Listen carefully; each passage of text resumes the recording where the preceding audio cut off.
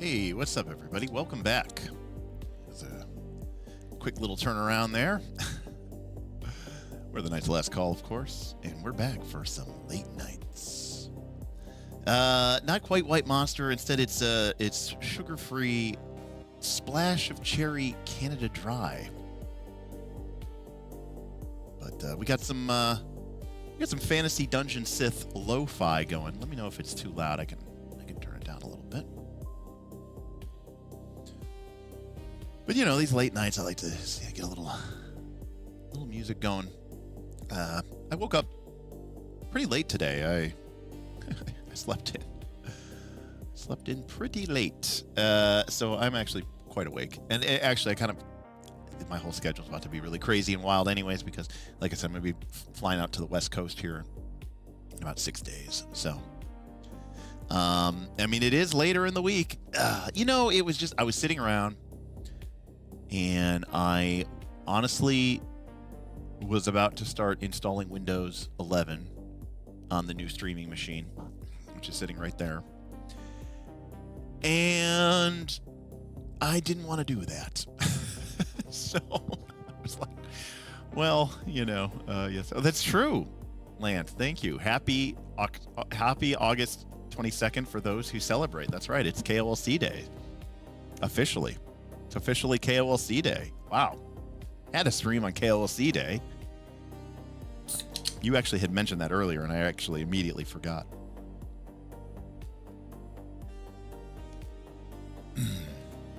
Did you catch the reasons why they went with D&D I posted earlier tonight? No, I did not. I assume you mean Matt and Brennan's stream earlier?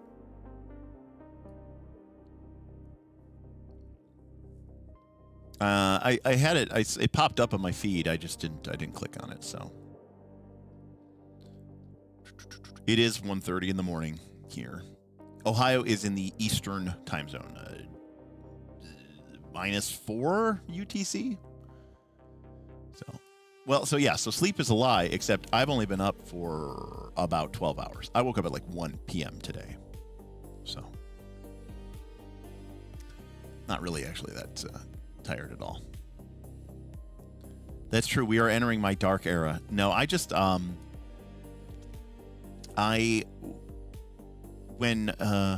always liked techno music, trance. Well, I like EDM in general, but I really like techno trance. I like melodic dubstep, chill step. I like a lot of that stuff. And when Stranger Things came out, however many years ago that was, that intro to Stranger Things, man, that just grabbed me.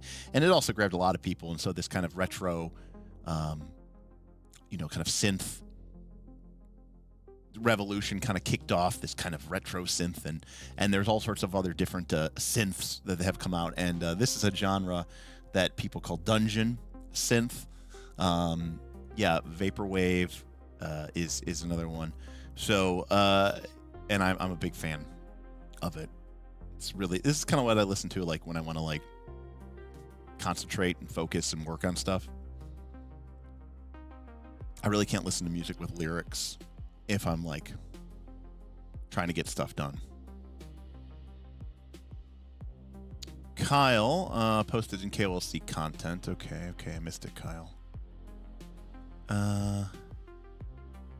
They didn't say Daggerheart once. Player system comfort and tool sets to manage everything. I wonder what the tool sets to manage everything is too. Oh yeah, I used to listen to stuff like this when I had a job and I was data scientist and I was, coding in Python or whatever. This is the kind of music I always had bumping for sure. It is absolutely samey sometimes, Boyko. It's why I can't like listen to it like constantly. And again, it's why I will change up the genres that I listen to a lot. I mean, my absolute go-to for the last, God, I don't know. It's probably been on for 20 years now. Holy shit. Let me see this real quick here. I mean, I didn't start listening to it literally from episode 1. Yeah, the first episode 1 of A State of Trance with Armin van Buuren started June 2001. So I probably started listening sometime in college. And I was in college through 2004, 2005. And so I've been listening to that for 20 years or give or take. And so like A State of Trance is my jam. That's where I get most of my trance and techno from.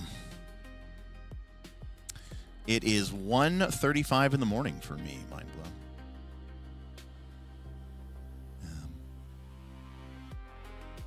So explain to me this digital tool set thing that we're talking about. Do you mean like D&D Beyond, Kyle, when you say tool sets to manage everything? The tool sets, Jeremy Crawford and Chris down the hall.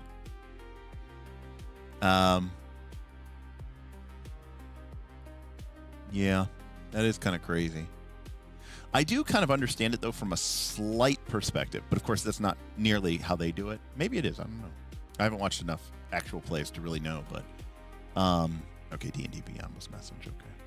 Is that like when we were playing our Pathfinder 2 APs, I found it really convenient to capture the screen elements of the player's hit points, armor class, hero points, focus points, or whatever was available on them, and kind of display it on the HUD, if you will, and kind of turn the overlay into sort of an informational thing as well. And I actually talked about doing that for the Daggerheart actual plays. I wanted a way to capture the player's hit points, stress, wounds. Oh, sorry, I'm calling them wounds.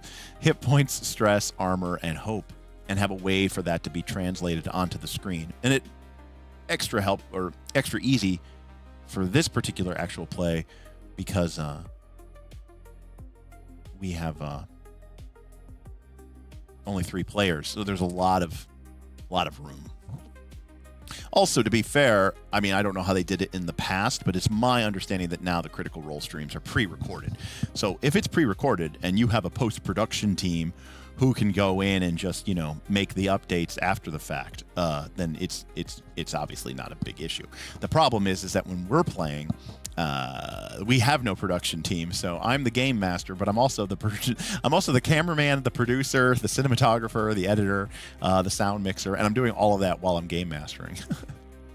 Okay, so they've already recorded the first 4 episodes. Yeah, I thought they may have recorded the first 8 or 9, like that group of episodes that they were talking about, that they're going to be all together. To be clear, I think the concept for what they described there with the soldiers, the seekers, and the schemers, I think it sounds really cool.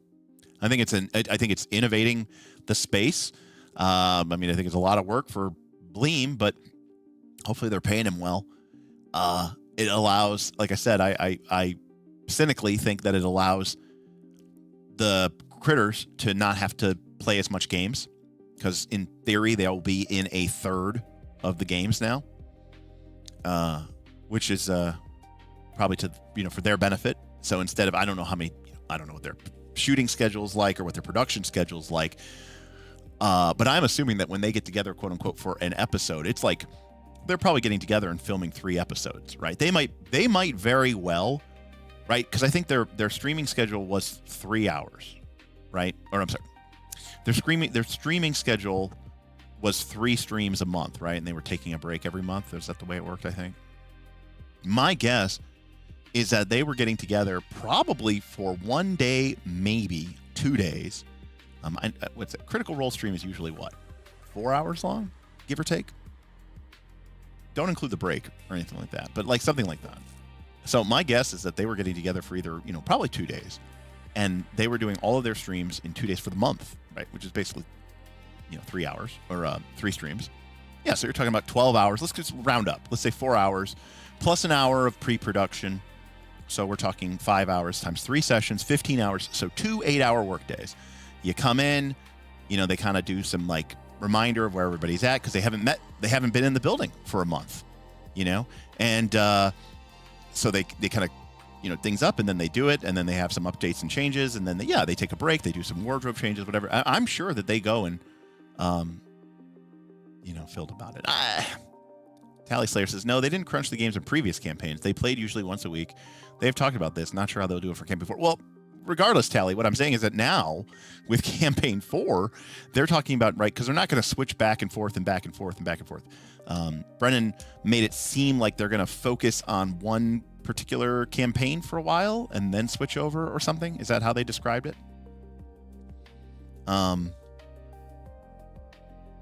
But I mean, you know, to be clear, nothing that they have said there is revolutionary.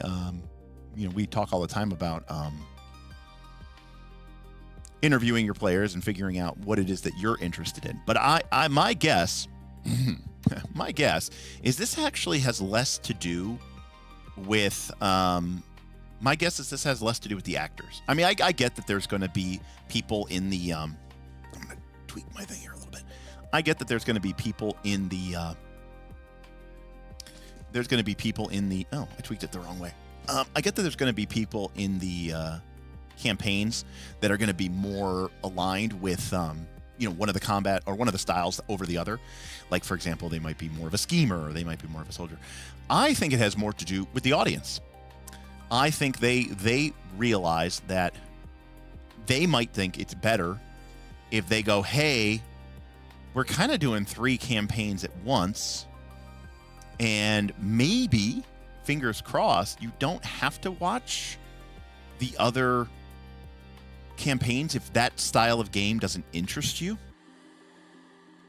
And maybe after a 3 or 4 session mini arc of, say, the soldiers, and then they switch over to the schemers or whatever, they do some sort of, you know, multi-hour summary of what happened in that, say, 16 hours of play during the soldiers. So for people who don't want to actually watch the combats, but just want the cliff notes of what happened of meaning in that game session, then they can do that. Absolutely trying to have their cake and eat it too. Absolutely. And the reason I know this is because it's exactly what we have always talked about doing, and what we've always talked about. The critical hit red zone. We've always talked about doing that for Northern Reaches, right? Our mega campaign. Going way back into season 1, we understood that there were people who played Pathfinder 2, and they really just wanted fights. And, you know, when we were thinking about it, we were thinking about it from the perspective of the quote-unquote 3 pillars of play, which isn't really a thing, but kind of 5e codified it or whatever, right? Combat, social, exploration. And so we thought that we would have kind of zones that were set up to encourage that style of play. And that way, as a player, if you weren't interested in combat games, you just didn't join games from, you know, the Broken Lands. You know, if you went to the Broken Lands, it meant a lot of fighting. That doesn't mean only fighting, but it means lots of fighting, harder fights, you know, more of a focus on tactics and miniatures and the like, versus, you know, hex crawl. Like if you went to the Dragonclaw Mountains, right? It's more maybe about hex crawling and random encounters and, you know, kind of procedural gameplay. And then for scheming, we had Northport, and the idea of Northport was the city of Northern Reaches, where you could have more political and intrigue and stuff down in the sewers and with the guilds and stuff like that. So yeah, I mean, we thought that was a great idea back then. I can only imagine it's a great idea for your audience, because that way you have people who don't care about the combat, but you also have people who do care about the combat. Somebody said a poll. That's not a bad idea. Let's get that poll up.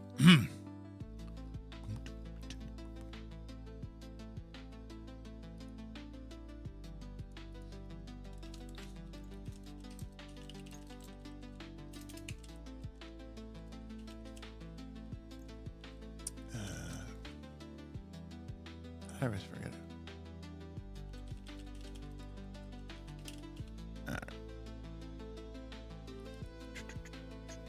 I don't know if I actually have my poll window here. Is it a browser? Yeah, it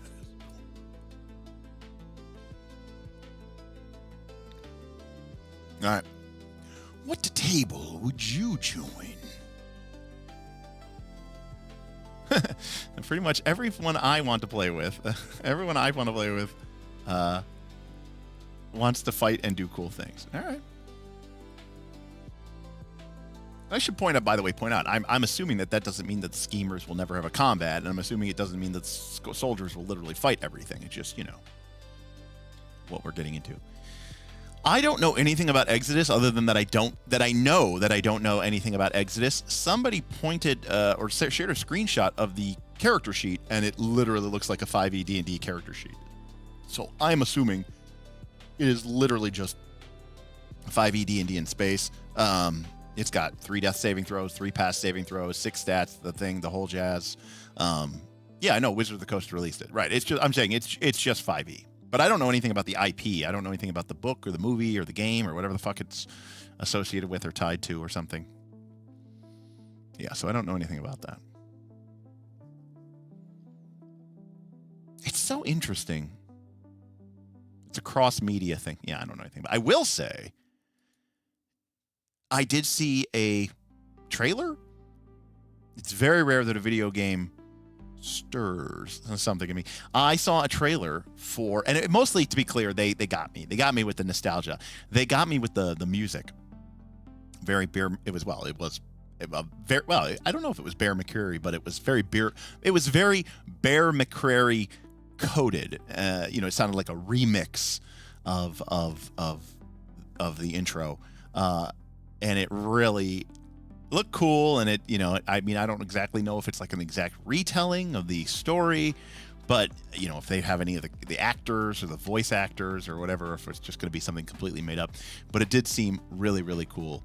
And that is, there's like a new space combat game, but it's Battlestar Galactica, which is pretty cool. Because it'd be cool to control the Galactica and control squadrons of Vipers and Raptors and stuff like that. That'd be sweet.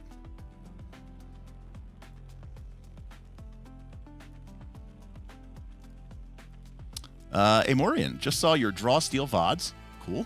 Just want to say, I loved your insight as someone in their mid-20s who only played D&D 5e. Yeah, Amorian. Hey, we all started somewhere. There was a point in time in my life where I only played D&D too, and that's not necessarily a bad thing. There's nothing wrong with D&D. D&D's cool.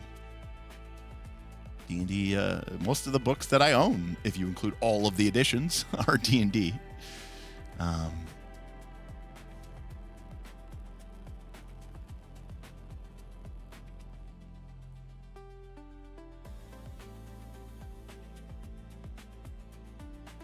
Yeah, I don't know what's up with that, but it's, it's something crazy. I'm coming to get my men. This is Galactica Actual. What a great show. Oh, Lugs, I haven't even cracked the tape, buddy. Haven't even cracked the tape. So.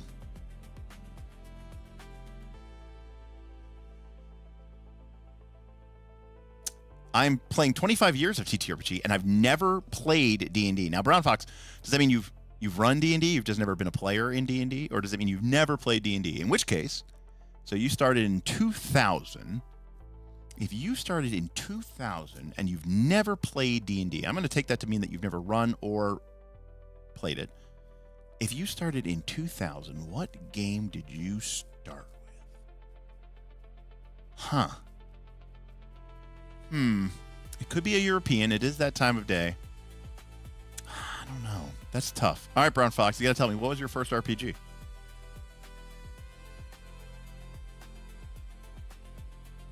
I got to know. You will never find out. Damn, we got destroyed there.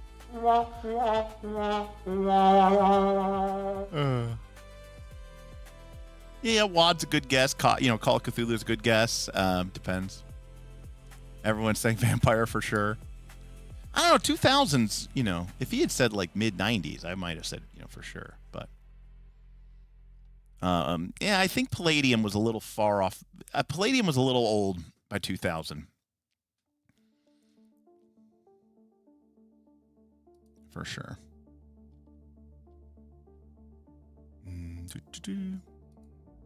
Yeah, hey, Lord of Aces. I love my Euro friends. I actually posted today.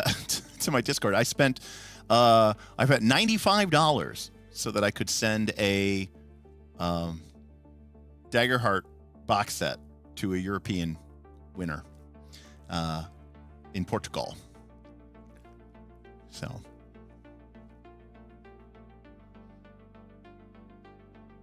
Interesting. Midgard, the German original and oldest German role-playing game. Game. Now, see, I thought, what is it? Der Ogs Schwartz?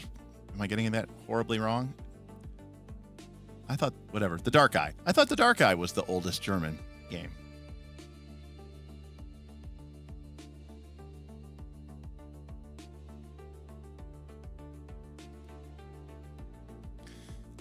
Probably close, honestly. The European flights down is pretty crazy here. Let me see. If I wanted to fly, I mean, this is not like anything, but like it's anything. According to Google Flights right now, this is a 1 week trip in the next 6 months. So to be fair, it's not like, I could fly to Lisbon for 520.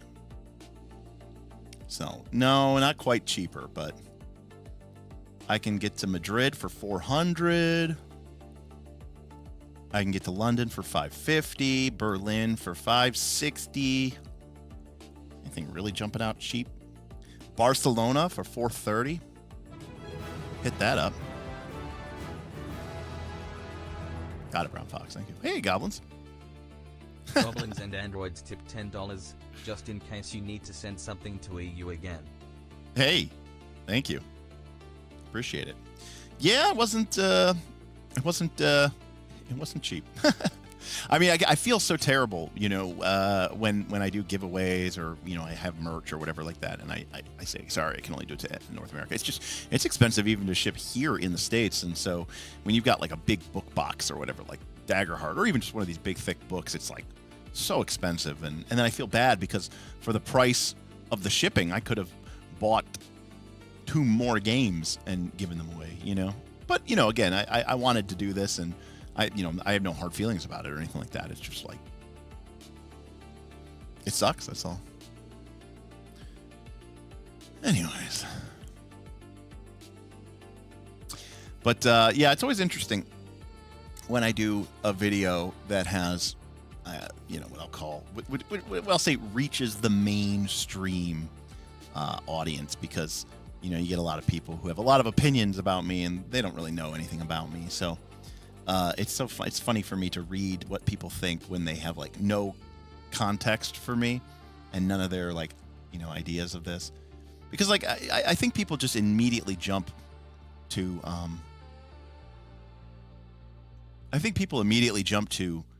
black and white thinking, and that's really strange for me, because when I posted my video earlier today, I said Daggerheart is dead, long live Daggerheart. I put a little crown on it. So, I thought I was being rather tongue-in-cheek, which is basically saying, everybody said Daggerheart was going to basically be dead if Critical Role didn't pick it. And my statement to that was, it's not great, but fuck it. We ball. It's a great game, and people are going to continue to support it, and Daggerheart's going to, Darrington Press is going to continue to support it. Even Critical Role is going to continue to support it. So, yeah, it might be dead, but long live Daggerheart. And it's so funny because people reacted like my thumbnail, or that my title was something like, it was like Daggerheart is done, dead forever. And it was like, that's not even remotely close to what I said or feel or think. And so it's very interesting of that. Yeah, I don't think I said anything in that video was offensive or controversial, especially because a lot of the people who, that is true. People do not watch the videos. That is true. But like, it's just so funny to me how people react. And there's a reason I don't like making videos, because people watch them. It's the most annoying thing. That's the most annoying thing. Never click on one of the things that we ever talk about ever, but the moment you put something 8 minutes up, people will click on it. It's annoying.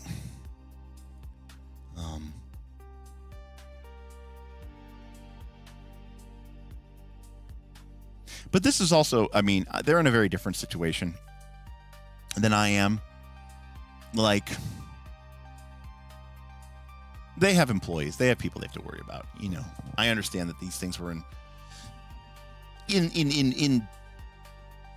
production for 6+ months, you know, if not more, 12 months. So they're not going to be able to turn on a dime. They might not even maybe known that Daggerheart was going to even be released at the time it was released. So to a certain extent, I mean, I completely get that. All I'm saying, it's none of the things I'm saying have anything to do with reality. They have to do with production. They have to do with perception. Nothing about Daggerheart has changed between this morning and right now. But the fact is, the way that people perceive things is the way that reality is, you know, is for them. And the truth of the matter is, people play what they know. People do what they see. And if you put Daggerheart into your Thursday night campaign, then people are going to see that. And they're going to be familiar with that. And they didn't do that. So to act like there wasn't a bigger opportunity for Daggerheart, and then now that has been taken away, is just completely wrong. No, like, it would have been a much bigger deal. It would have been, quote unquote, better for the game if they had picked Daggerheart. And there are going to obviously be people who, you know, completely overreact. And I think maybe people also discredited how much people were picking up. I mean, I said at the beginning of that video, I don't watch Daggerheart. I mean, I don't watch Critical Role. I didn't watch it when it was Daggerheart. I tried to watch it. It was painful. I don't like watching actual plays. I don't watch Critical Role. So it doesn't really matter to me. I liked Daggerheart because I liked Daggerheart. Fuck Critical Role. I could give a shit. But yeah, I think people underestimated how much people were just like, oh, I play what Critical Role plays. So I think that is interesting, you know, to that respect. But you know, we were talking about this earlier because we were talking about my new PC build, and you know, we were talking about how, like, everybody's like praising the Intel Arc. Everyone's like complaining about NVIDIA, the 5000 RTX series. It's just like a shit show, and it's way overcosted, and they barely made any improvements, but they're charging top dollar for it, whatever. And all these you know, YouTubers and all these other people are like, oh, you know, Intel's got the new Arc thing, and there's finally a competitor in the space. We need somebody who can compete with NVIDIA. And then they go and make these builds on their channels, and they're all stock full of NVIDIA cards, you know? And so it's really interesting when people say something and then they kind of do something else, you know? How are those things coming? That's a great question. I don't think I ever checked to see if that recorded properly. So let's see if it recorded properly. This is 23 gigs. And it's 3 hours and 40 minutes long. So this is a good chance that this is right. Let's see here. This is going to be trippy for all of us.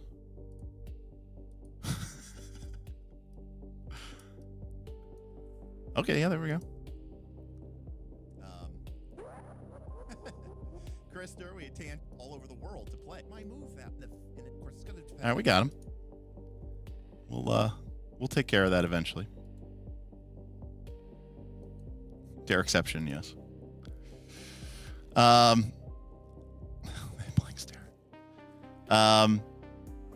Tom, you've seen every episode of Derek's Torchbearer actual play, though, have you? Now, Tom, have you, though? Have you, Tom? I don't know. Because, Tom, are you a patron, Tom? I don't recognize your name from the Patreon, Tom Heim. Because if you're not, then you haven't seen the whole Torchbearer campaign, because there's an entire other Torchbearer campaign that is occurring simultaneously alongside that one. Oh, okay, never mind. Never mind. Then in that case, you have. I stand back. I take back. What is the box behind you in front of the Lord of the Rings box? That is my Daggerheart Collector's Edition, limited edition box set, of course. But of course, I literally bought it. Not even, you know, I literally wanted it, I should say. Not even for the GM screen. I just love this art. And I love that they put this art on the book. That's sick.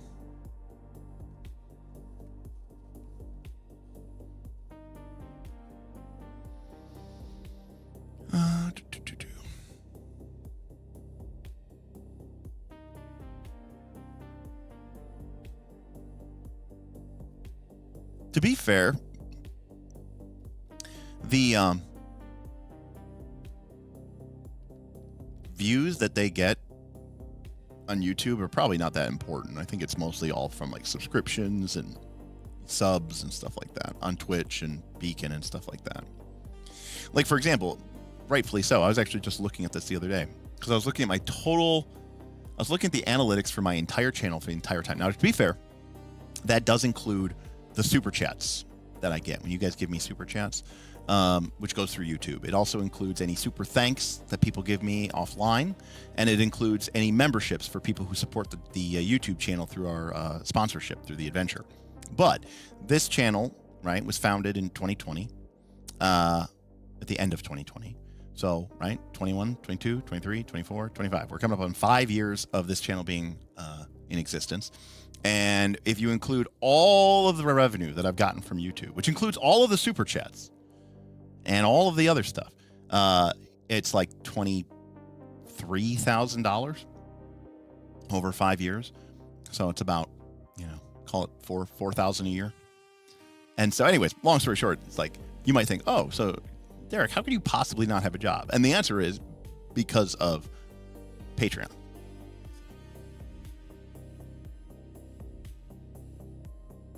I honestly think that's why a lot of YouTube content creators have, started to go. Are we still the largest PF2E Patreon? I have no idea. We've there was a time when like 80+% of the people in our Patreon all played PF2, and now it's I don't know. My guess is less than, probably less than 30%. So I mean, I guess I would probably say that's probably about right. I mean, it might be Kendall. I don't know how big Rules Lawyer is. Because if it's not me, it's Rules Lawyer. I don't really know of anybody else. It is, yeah, no, I mean, the Patreon there have been a few times where we have shrunk for like a month or 2 or 3 months or 4 months where we've lost net members. I mean, I'm always losing people, gaining people, losing people, gaining people. But since... yeah, this year has been pretty good. I don't even know what Nonat does anymore, to be honest with you. I think he publishes like 1 video a month, maybe. I don't know. That's not even a knock on Nonat. It's just he doesn't show up in my feed, and I actually stopped following him because at one point he said like he wasn't going to cover PF2 anymore. He was just going to cover like City of Heroes or something. I mean, true, but that's free. I don't know. So yeah, I guess. I mean, I would hope that my PF2. I hope my Discord isn't the largest for its. Oh, he's going through Starfinder too now. Okay. I mean, I do a lot of live streams too.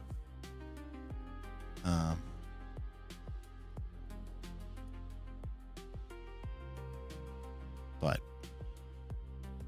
cool. Thank you, Mace Waffle.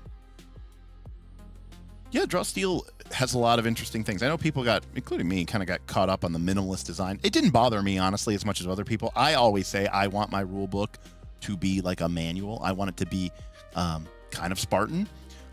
That being said, some of the layout decisions and the not the graphics, I kind of almost don't care about that, but like describing how certain line area of effects work in the middle of the classes or the beginning of the classes chapter, it was so head scratching to me. So that part was pretty tough.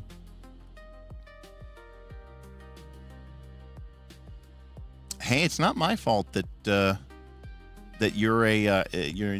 you like to exclude people and you don't like to expand your horizons, Beowulf. No, not really. Hussey wants to know, is there any chance of edited shorter videos? No. I say no because I don't think you can properly appreciate. Editing is ridiculously difficult, and when people talk about editing and they hire an editor or whatever like that, they're talking about their 12-minute YouTube video. when my streams are 5 hours long, how do you even edit that? Let me put it this way. I've heard that a rule of thumb is that a 12-minute video takes 1 to 2 hours to edit, as a rule of thumb. Like when people are pricing out, if like you're hiring an editor on like, you know, Reddit or whatever, Fiverr or whatever. So let's just say 2 hours. So 12-minute video, 2 hours. So what does a 5-hour video take to edit? Now, I don't think it would take 25 hours, 30 hours. But I think it would take me at least 10.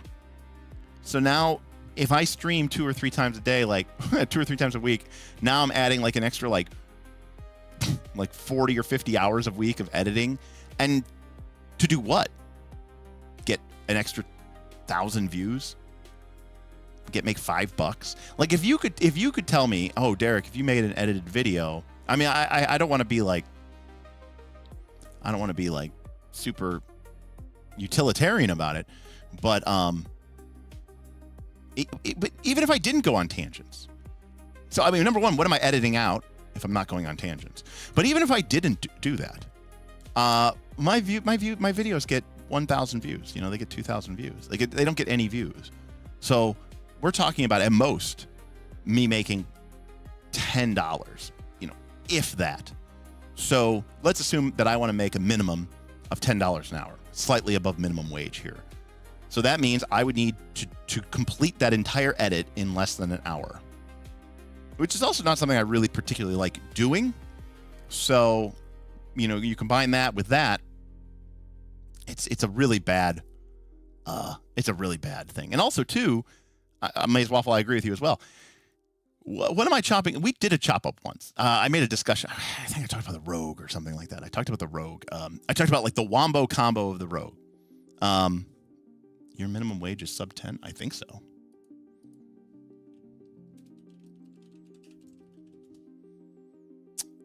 It is currently, it just increased to 1070. So it actually increased in 2025. Before that, it was $9.30. It was $9.30. So.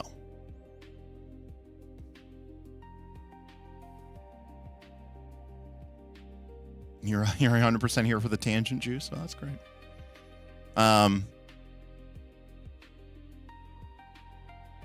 Yeah, sure. Lore book, go ham. No one's using the lore book, hopefully, at the table. Right? Nah. No, nothing good, nothing accurate, nothing. Because even then, like, what does the AI know? What does it know what to do? How does it know when a good point is being made? It doesn't have training on that, so it can't possibly learn how to do that. Have you ever taken sponsors, get sponsored emails? Do those work for live streams? No and yes. So have I ever taken a sponsor? No. Do I get sponsor emails? Yes. Are they like legitimate? No. Like real sponsor. Like I said, we got that one email from Raid Shadow Legends, and I put it to the poll to the patrons. I said, should I sell out for Raid Shadow Legends? And everybody said, get that gold, boy. That was the option that won. So we responded back to them and we said, yeah, sure, we'd like to move forward. And then we never heard from them again. But again, we didn't reach out to them; they reached out to us. But no. Normally, when I get emails from sponsors, it's from people who are just like, "Hey, do you want to talk about my game for free? That'd be cool." I'm not mad at them. It's not like I'm a huge you're not really getting a whole lot of exposure if you drop it onto here. I don't pretend to know what the going rate is, but I know that to get your name dropped on certain platforms can cost many, many, many thousands of dollars, particularly if your hair is green, for example. So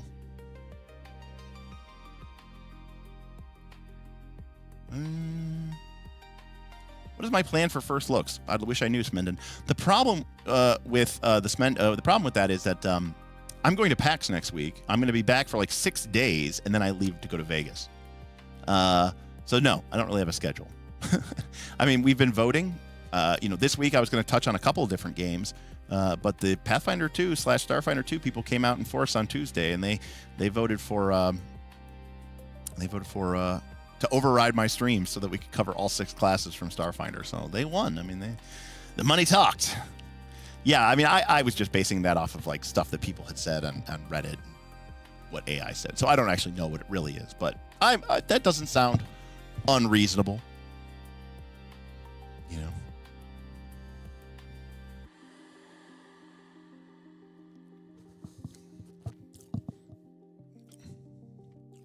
What Starfinder 2 has you going to the most? Is you going to the most right now? Well, we've looked at 4. We haven't looked at 6. Chances are probably good. It would not be the Mystic, and it would not be the Soldier anyways. I like the Solarian a lot. I think that's awesome. And I don't even like to usually play like, martial type characters, but that reminds me of a 4th edition martial character, so that makes it cool.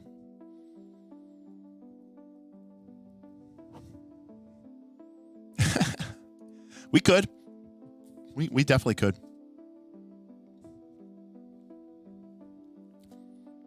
No, Lugs. Lugs, I can't even begin to describe for you how absolutely negative money games like that make. Live playing is terrible, by the way. I feel bad for all these people who wanted to be, the next Critical Role or whatever. Because, I respect the hustle. They're out there. They've got their cool little stream overlays and stuff like that. I mean, if you're doing it for fun and you're doing it for whatever, I mean, that's great. But, man, it ain't it. It's not it. It is so hard. I don't know what happened to them. Do you remember? What was the name of that group? Incredible production value. Couldn't believe it. They were a Pathfinder 2 group. I want to say they were out of Australia. Does anyone remember who I'm talking about? I can't remember their name. Otherwise, I would go look them up and see if maybe they're still producing videos. Man, what was their name?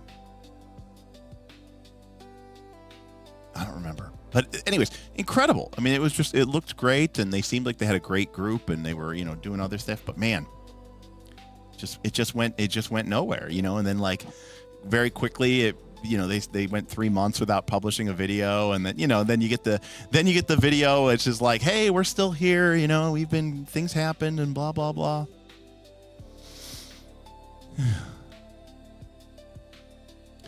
The views that Legends of Evantris get are very, very misleading because they get a lot of shorts views. That is what they did. They caught up on they did shorts.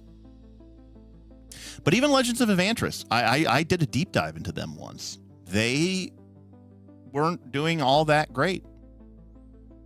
And then they randomly met, and we debated on the stream whether he was a C-list celebrity or whether he was a B-list celebrity. But they went to Gamehole Con, and they met Matthew Lillard. And he was there. He's into RPGs, owns, Beatles and Grimm or whatever. And he just happened to, they happened to shoot the shit with him. They got some charisma, they got some riz, they made a check or two. And he said, oh yeah, that'd be cool. We should definitely work, and maybe I don't even know, maybe. But anyways, long story short, he ended up doing a guest spot, a one-shot on their channel. And they blew up huge after that. So sometimes that's what it takes. It just takes that one tipping point, and then you blow up. Before you know it, you're an official sponsor or official partner with. Shorts are perhaps for me the worst form of content that has ever been created. I hate them. I do not watch them. I despise the format, not just as a creator, but as a viewer. It's everything that I don't like about what the internet has become.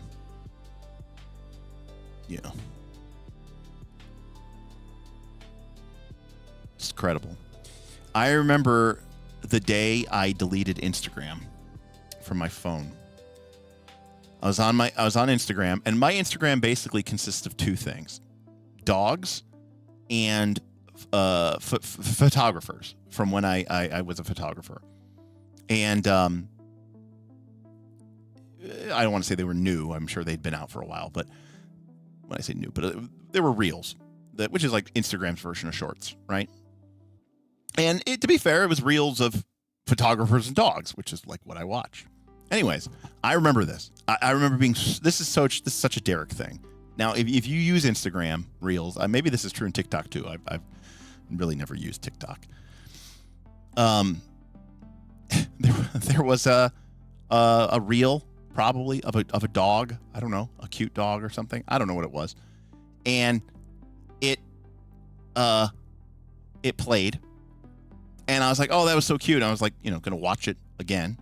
It was a reset, and the Instagram app started being like it started like floating the image up with the next one coming up, being like, don't you want to swipe up?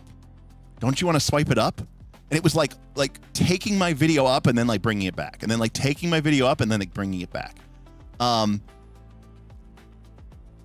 Basically being like, it's been more than 5 seconds. Why didn't you swipe up? Like, here we go. Swipe up. And I was like, oh, fuck that. Oh, fuck that. It's gone. Like, it's absolutely, unbelievably horrible. And it's only gotten worse now with, the AI stuff. Let's see if I can find this.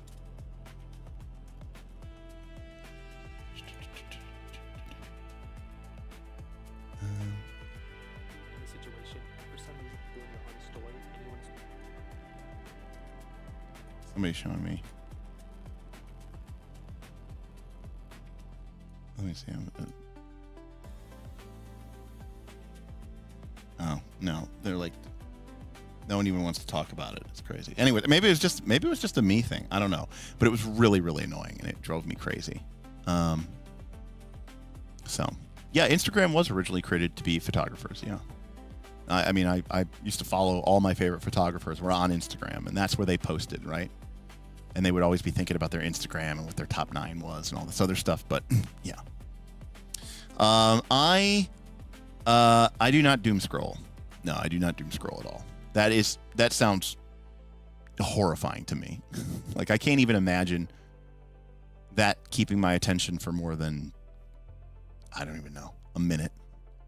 I know it's a problem for people. I know people do it. I just don't know how.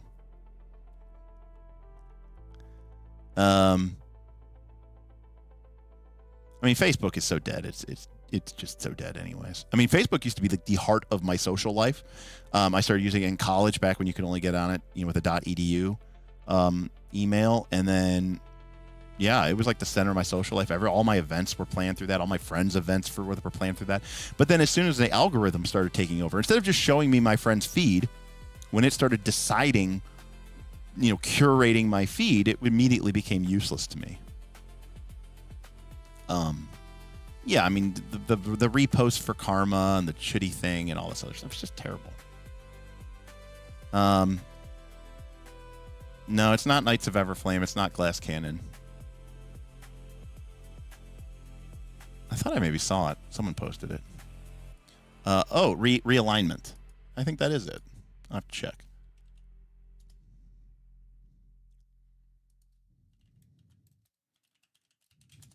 Let's see.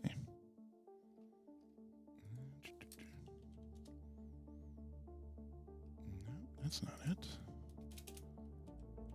High Jinx. Oh, here we go. Yeah, yep, I think this is definitely it. Let's see if we can bring this up their channel. Yeah, okay, so the channel is Hijinks. They have 3.1k subs.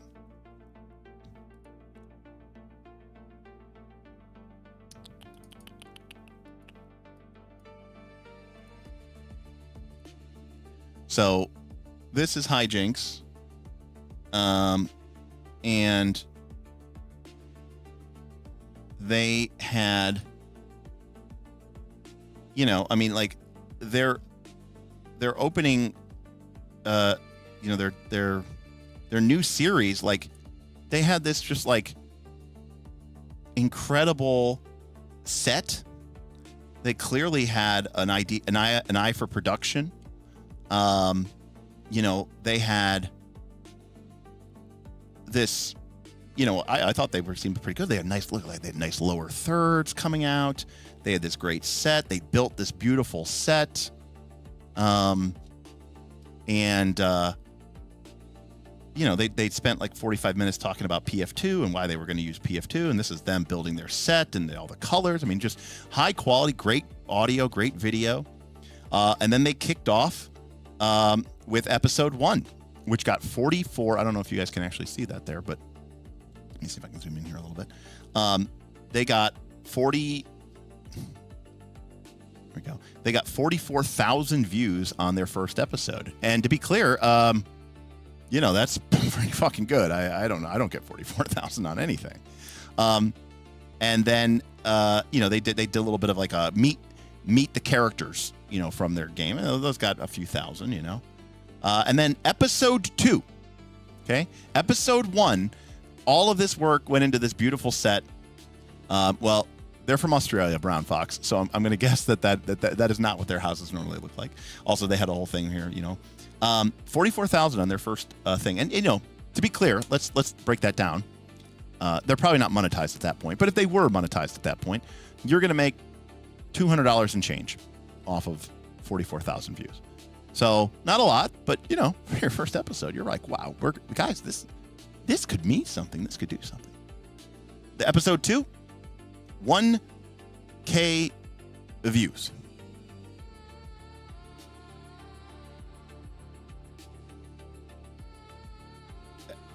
You know, it's like, all right, episode 3 did kick up a little bit. It went up to 4K. But, you know, when you go from 44K to 4K, then you're down to 3K. Episode 5 is 2.4K. Episode 6 is 2.3K. They launched a Patreon, and it had 374 views. Episode 7, 1.6K views. Episode 8, 1.3K views. Episode 10, 1.4. Episode 11, 1.1. We're getting close to not even having 1,000. Episode 12, 859 views. So, you know, you're talking about splitting, you know, $3.50 between a cast of 4 or 5 people. So then they said, well, maybe we need to try something other than Pathfinder 2. How about Thirsty Sword Lesbians or, you know, Veiled Fate or whatever these other games are. 800 views, 200 views. Part 3 of TSL got 200 views. Let's try Old Gods of Appalachia. And their last one had 485 views. So, you know, yeah. I mean, but that is totally normal. You know, that is completely normal. You know. And here's how I know that's normal. Actually, here, this is how I know this is normal. Because, hold on a sec here. I need to find it. I don't want to like randomly show people like my stream key or something.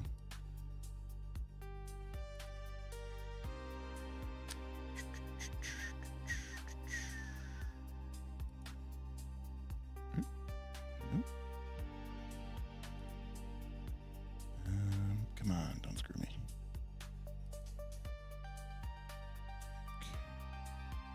Okay, here we go. Okay. Hey, look familiar? All right. Episode 1 of Root. 4.4K views. Episode 2 of Root. 2K views. Episode 3, 1.4. Episode 4, 1.2. Episode 5, 1K. Episode 6, 870. So, you know, and we didn't even have that big. We didn't even start with the 44K, you know. But it's just like, you know, it just plummets. You know, it plummets off a cliff. Rise of the Rune Lords is on a whole other level.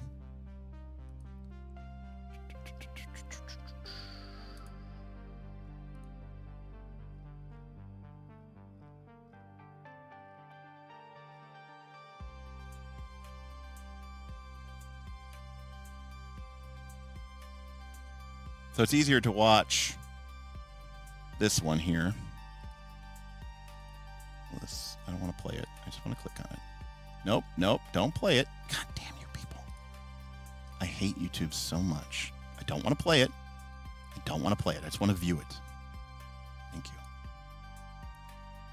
All right, there we go.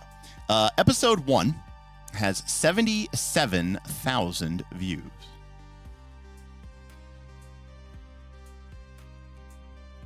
I am strong.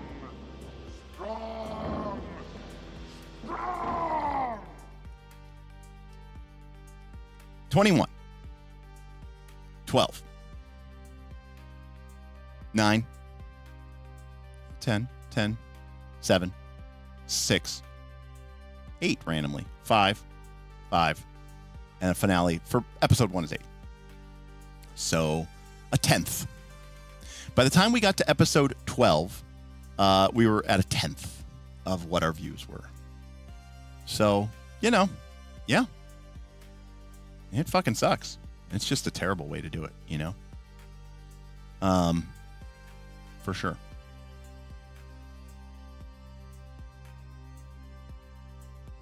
But, yep, okay. Compared to what, though, Beowulf? What do you mean those are good numbers? No, they're not. I mean, not if you're trying to... What are you trying to do with your channel, I mean, like, if you and your friends are getting together and you're putting, like, because it's fucked up because, if you don't put in time and money and effort, people will just never click on it, Never. Yeah, if you're trying to monetize that, that's terrible. Relying on views like that is absolutely horrendous. It's terrible. It's crazy.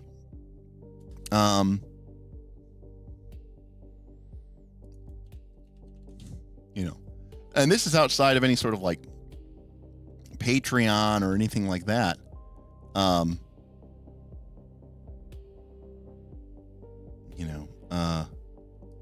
If we look at so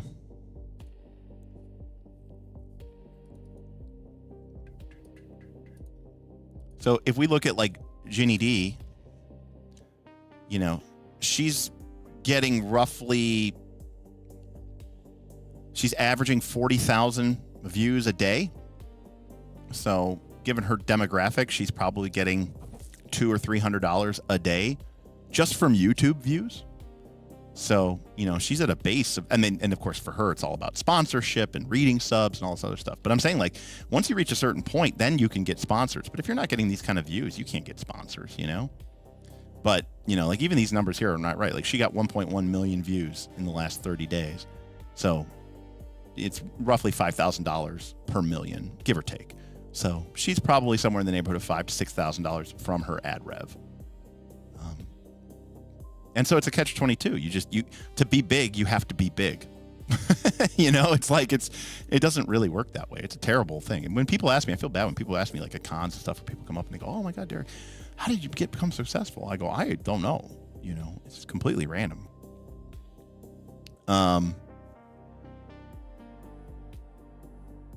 Every episode should be called episode 1. Yeah, probably.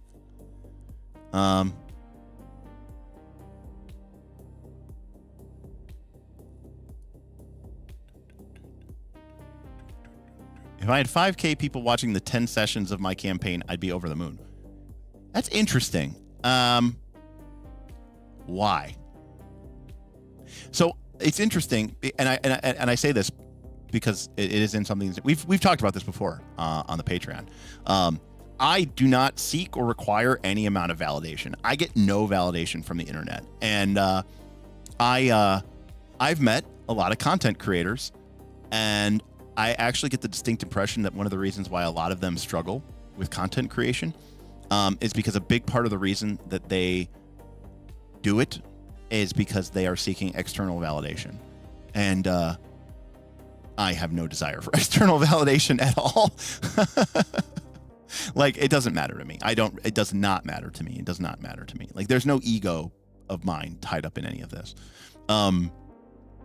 So when people watch my show, like that doesn't like make me like, oh, look at me. Whereas I meet a lot of content creators who are quite, taken of themselves. And that's just not me. But anyways, yeah.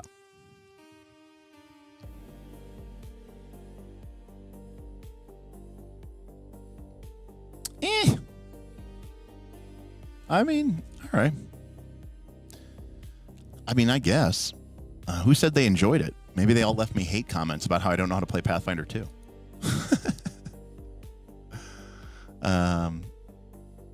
Yeah, Mystic Arts is definitely. I don't know Zach, but I do Mystic Arts. We saw him when he first dropped. He like did like 10 episodes. He like pre-recorded 10 episodes and then like dropped them like every other day. And I remember because we were actually we would watch his career with great interest, and we were actually looking at Mystic Arts, and somebody had put a comment.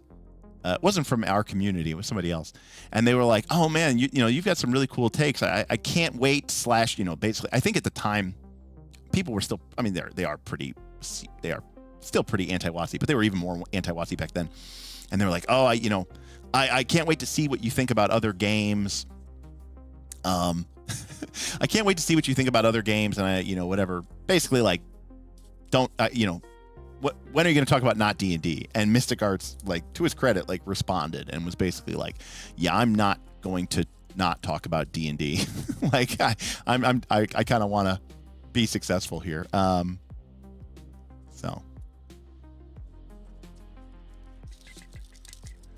you have sent an email. Have I seen it? Maybe. If it was something about money in Russia, I don't think we're going to do that because I don't know. I already have enough. I have already too many ways that I need to track money between Patreon and Stream Elements and now Twitch and Super Chat and YouTube, and it's like I have 5 things. But I appreciate you looking out for us.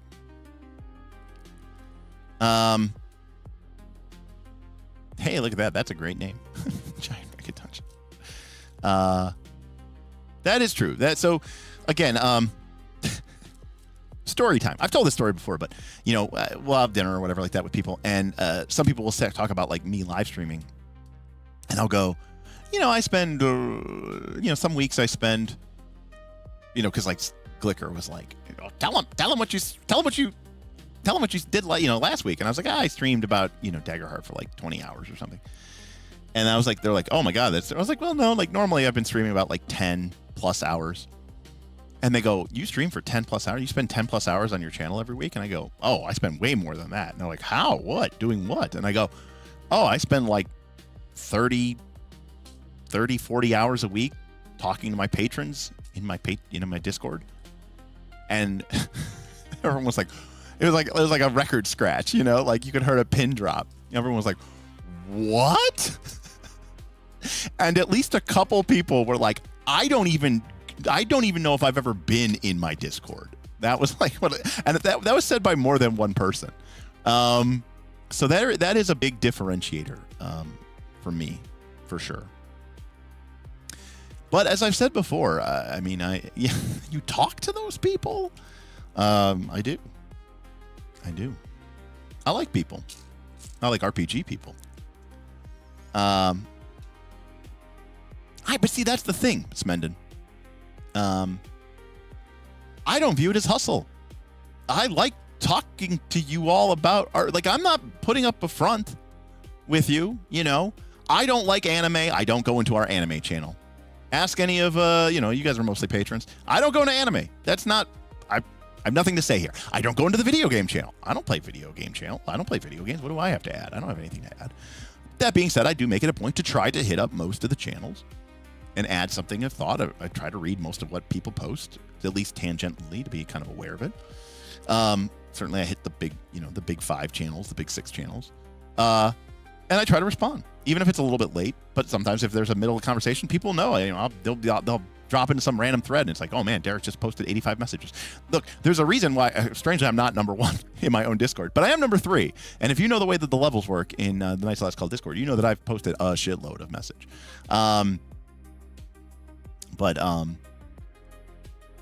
But yeah, I like talking to you all, about stuff, about your lives, but about RPGs, obviously, principally, mostly. Who is number one? Here's the best part. Someone who's not even on our Discord anymore. I mean, they are still a member, but they stepped away. They were spending too much time. They were one of our primary mods and one of our play-by-post GMs named London. And he stepped away because he was like, this is eating up too much of my time, and I need to spend more time taking care of stuff at home and stuff. So he's number one. Ben is number two, and I am number three. Yes, one day the great London will return. But yeah, he was play-by-post. Oh, I miss London too. London's great. But yeah, Ben was number one for a long time, and then London overtook Smith, overtook Bob, overtook me, overtook Ben, and eventually became number one. I actually just recently broke through to level 90, so I'm now finally at the same tier as Ben and London. I think everybody misses London. London was great. He and I argue all the time. Actually, London has a sick little gift. London is the only member of the Knights of Last Call Discord who, hey, Wojo, thank you so much. Wojo tipped $5. Cheers to the late night streams and co-LC community. Fuck yeah, dude. Rock and roll, man. Thanks, Wojo. I like hanging out with you guys. Different people, you get different people at different time of the day. But London's the only member of the Patreon who did not go to Origins 2024, who has a orange What Are We Even Doing Here shirt. I did send London a What Are We Even Doing Here shirt. Oh yeah, London used to run the London Hour and stuff like that. Yeah, London's great. But, the difference is I can spend all that time on the Discord, and it's, kind of my job. And it was not his. So he was like, yeah, I'm spending too much time on here,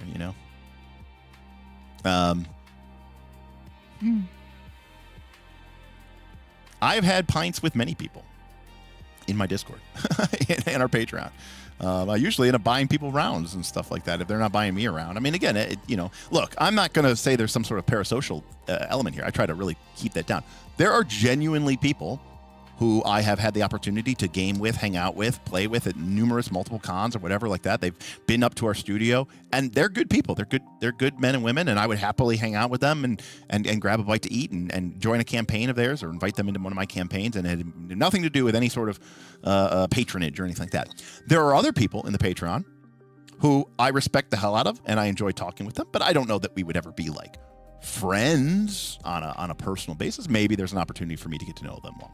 That being said, there's almost nobody in the Patreon that I would say I dislike, because quite frankly, if I have like a real problem with you and I think that you're a toxic person, I'm just gonna get rid of you.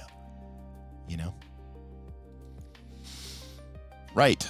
That's why you didn't have a girlfriend for like 2.5 years. I'm just kidding. I'm not kidding, but I am kidding, but I'm not.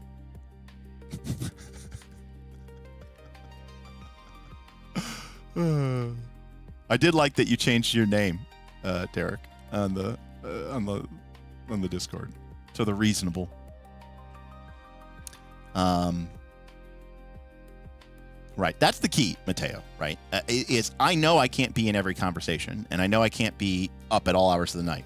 So my hope was to cultivate a community that that could make good decisions on its own, and I didn't have to be there for everything. I'm not trying to be lazy, but there are people who are members of this community who've been with us for years, and they've heard these conversations a million times. They've had the opportunity, right? Because getting back to the whole, 5-minute video thing, and I think Aelia was saying this earlier, but Aelia was saying that I don't want to give you information. Right. I want to teach you how to get that information for yourself. It's a give a man a fish, you feed him for a day, teach a man a fish, you feed him for a lifetime type thing. So rather than just tell you, these are the 10 things that you need to do, I think that information without context is useless. I want to tell you why those principles are important. And I want you to tell you from an evidence-based perspective why I think those things contribute to a certain game play pattern or a certain style. And I think that information is more valuable than the top 10 list.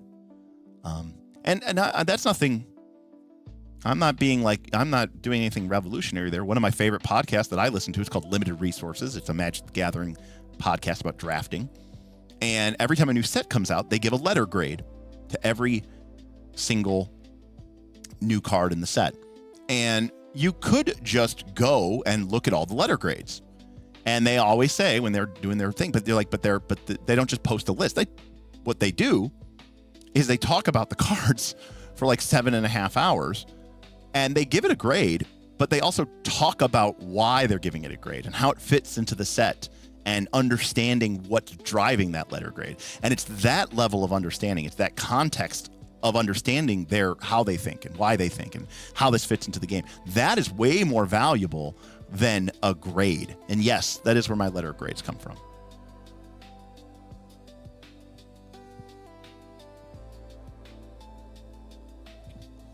And my 7-hour streams. Yeah. Oh, the all spells ranked was ripped. That entire format was ripped entirely from limited resources. Absolutely. One of my favorite things that they do, Pumpkin, is they come back later after they've been drafting the set for, a month or two, and they go back and they say, hey, what were the cards that we were the most wrong about, and why? Why were we wrong about them? Like when I first ranked Cleric, I still think the Cleric is a shit class. I do. I think the fact their feats are like the worst in the game. They got better, a little better in Remaster. I think the Divine list still sucks, even with the improvements. And I hate that they don't get Quicken Casting. I hate that they don't get the free Sustain feat. Literally every other casting class gets some combination of that, but not the Cleric. The class that probably needs it the worst. But I can't deny the fact that heal is just so powerful and it's so broken that it makes and the fact that they get the Divine Font. And now that the Divine Font is even better, makes it that much stronger. Yes,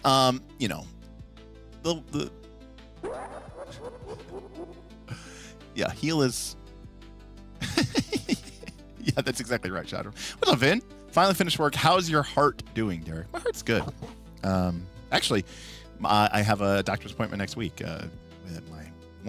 One of the things that, when I was having my panic attacks was I was like, I'm dying. My heart attack. I'm going to have a heart attack. And then one of the reasons I kept going to the emergency room is because I kept thinking I was having a heart attack. I wasn't. I was having panic attacks. But as part of that, they ended up doing like a complete workout or a complete workup. I did a stress test, where you run on the treadmill and they've got you hooked up to the thing, and they had the electrocardiogram on me, and they did a CT scan of my heart to look for calcium. Clean as a whistle. So I would not wish them on my greatest enemy ever. It was unbelievably horrible. It completely shut me down. Utterly. It's incredible, actually, if you go back to that time period. And one of these days I might. Like, if you go back and watch streams from September and like August, September, and October of 2024, it's kind of incredible that I'm live streaming. Like I was just having panic attacks like left and right. It was crazy. I know I had a couple, I think, on stream, but focus on the game. Oh. Oh, the drive. It's good to hear about your health. I'm so stupid. Well, it's good to hear about your health. I was mostly referring to the Daggerheart morning session I was seeing everywhere when I woke up this morning. It's not morning. It's just that, honestly,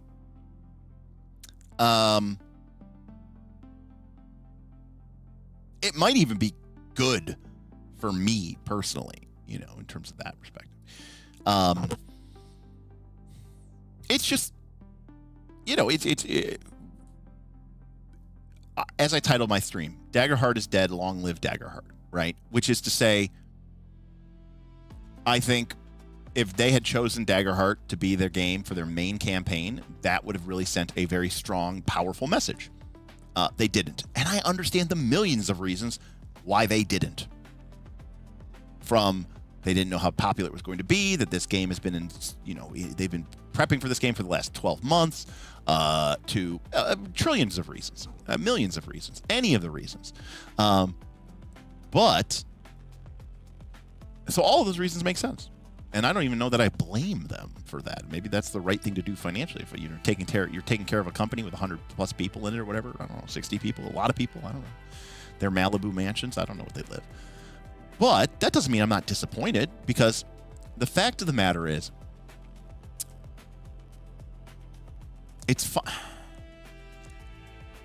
the fact of the matter is, it is hard to be, and I'm speaking to the right crowd here. It is hard, okay, to be an RPG fan and, want to play these games. Because nobody else does. And it's just hard to go into every single game store and to never see your game on the shelf. It's hard to want to get a game started and nobody even know, they haven't even heard of the game that you're trying to sell them on, and that they only want to play D&D, or maybe they want to play Pathfinder 2. And I think for so many people in the RPG industry, the hobby, they've just never experienced that frustration. And there is a critical mass of people that you need playing these games for them to really take root. And if you don't have that, it's tough. It's hard, It's tough.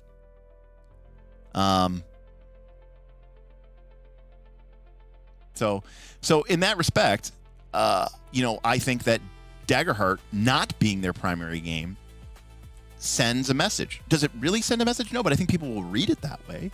They'll say, man, Critical Role didn't even play their game. Why should I? And then someone will say, well, they're playing it for their micro campaign Age of Umbra. And somebody might say, yeah, that's a good point. Maybe I'll play it for a 3-shot. Maybe when my buddy's out of town, for a couple weeks, we'll play it on the side. But yeah, no, our main campaign is going to continue to be Dungeons and Dragons. And okay, that's great. That probably makes the most sense financially. I mean, again, we live in our weird little, I don't, because I'm very aware of how popular D&D is. I watch the numbers, I see the numbers. I get to see, I follow a lot of the same people you are. I see, I don't know, some random, Ginny D, XP to level 3, Bob World Builder, they've got they're talking about Daggerheart. They've got 150K subs. They did not get 150K subs talking about Daggerheart. Okay? Just saying. They know exactly how they got where the fuck they got, And now they can, I guess they can now they can have their moral high ground, which is good. That's good. But I'm just simply saying that the optics aren't great. So while I don't think it, again, I said Daggerheart's dead, long live Daggerheart. And what I mean by that is the idea that Daggerheart was going to be somehow like the pinnacle starship of the Critical Role franchise, which I think would really put it on a fast track to having a ton of people being really interested in the game. I now think it is slotted down into the same, I'm a data driven man. I'm driven by past results. And I can't help but feel of another game that was released by Darrington Press. And they were like, oh, this game's cool. We're really excited to play it. Look at this cool little set we built. We're going to play a campaign of it. It's going to be really neat. And we're really going to, it's not going to be a real campaign. It's going to be a short campaign. But don't worry. That game is important to us. And you've never heard of Candela Obscura ever again. So, is Daggerheart destined to end up on the scrap heap like Candela Obscura? No. Could it? Sure.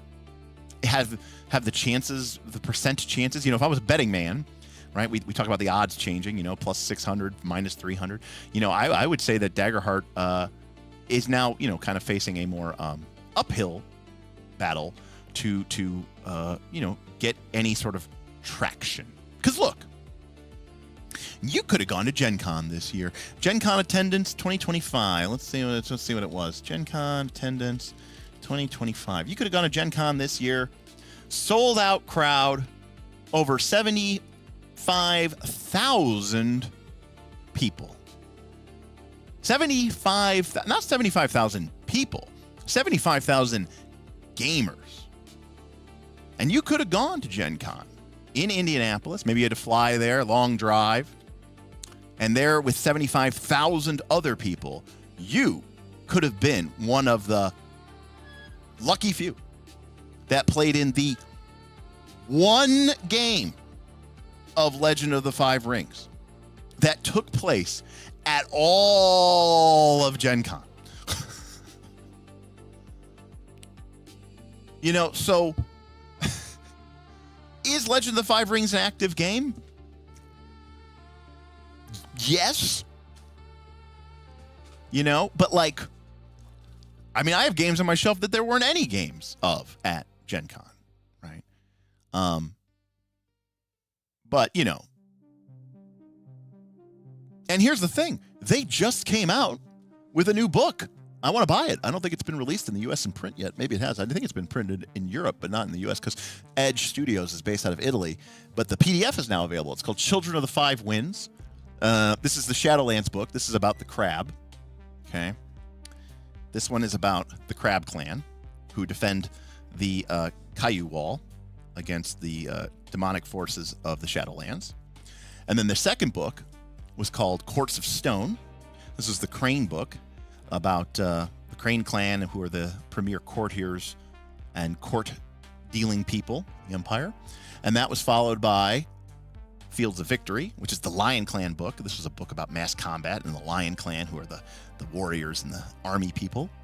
Followed by Celestial Realms, which is about heaven and hell and the planes all between. And this is about the Phoenix Clan, who are the premier magic-using clan. And then this piece of shit, which is called Writ of the Wilds, which is about the wildlands of Rokugan, and the Dragon Clan. So that's 5 books and 5 clans, and they needed 2 more. And they finally released the 6th one about the Unicorn Clan. And they need 1 more to go. But my point is, they just released a book. The game is lot. No, it's not. They had 1 game. They had 1 game at Gen Con. So, and good luck. If you want to try to find people who want to play that game, good luck. I have no idea what Draw Steel is going to do. Matt Colville seems to have his niche, and he's quite happy to have his niche, Oh, there you go. I agree with Kyle. L5R is very... I'm not arguing that it's dense. I'm not arguing that... I'm not saying it should be popular, actually. I'm simply saying that to be a fan of Legend of the Five Rings 5th edition is to be in a rough spot. That's all I'm trying to say.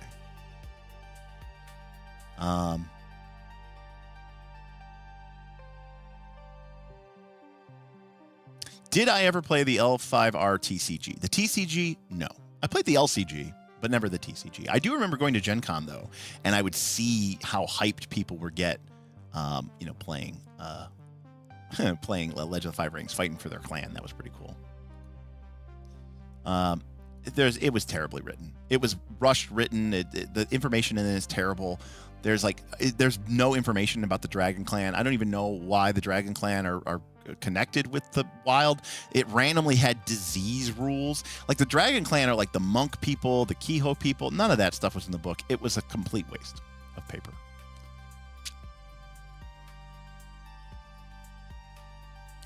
As well it should.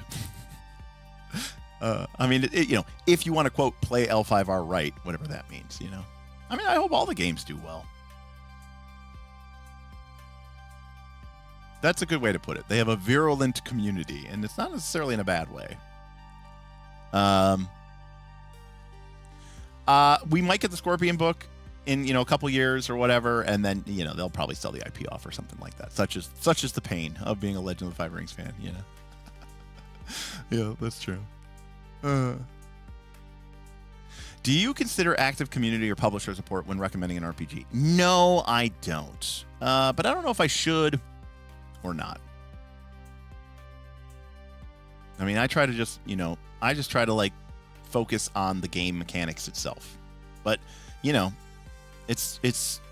when you think about the overall viability of the game, I think it is important to think about those two things in particular. Yes, Dre, we're having fun. We're hanging out. Good to see you, Jamie.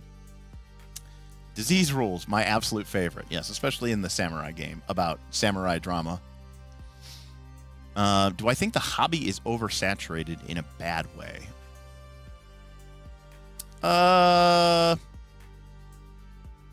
No. I mean, because in the D20 era, it was oversaturated too. There was a lot of garbage books getting printed out and all that other stuff. I don't think it's particularly oversaturated. I think there's some great books. I think Kickstarter for the most part has been really good for the industry. I think itch.io has been really good for the industry,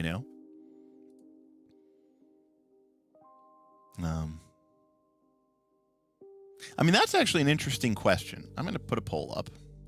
Ignore that poll. That's the old poll. So the poll is... I gotta reset the poll. The poll is... Would you... dive in to a game system if you knew it was never getting another book?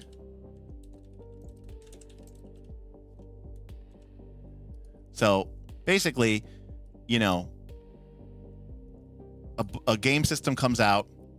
It's got a core rule book, Draw Steel. Let's just say Draw Steel. And let's say Draw Steel never got another book ever again. It was the player book with the classes that we got, and it was the monster book with the monsters that we got, and that was it. It was never getting another book ever again. Would you be like, I'm going, I'm starting my campaign. I'm going, 1 to 12. I'm going to 1 to 20. I'm going super deep. I'm going to play the whole thing.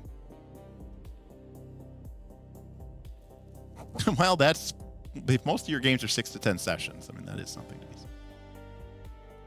Because that's also, we kind of got off topic, but like with the actual plays, I really think the future of I'm kind of shocked that they even did campaign 4. But then actually, now that I think about it, they kind of did what I kind of thought they were going to do. Because if campaign 3 was 100 plus sessions, and campaign 2 was 100 plus session, if campaign 4 ends up being 90 sessions, but it's really 3 campaigns of 30, 30, 30, I think that's a big deal. Because I've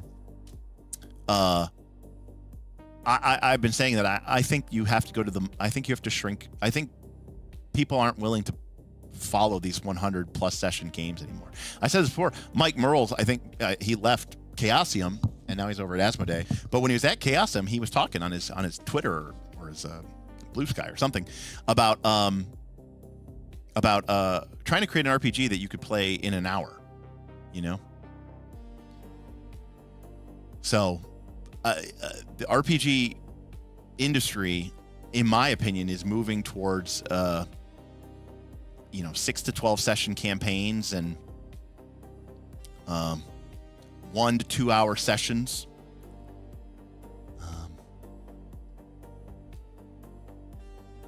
I'm strapped for cash and time. I don't need 5 to 20 books.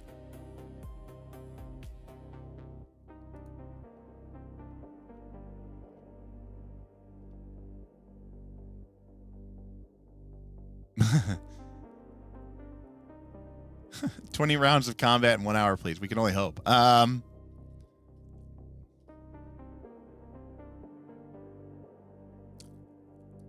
there's a lot of people here who disagree with you there. I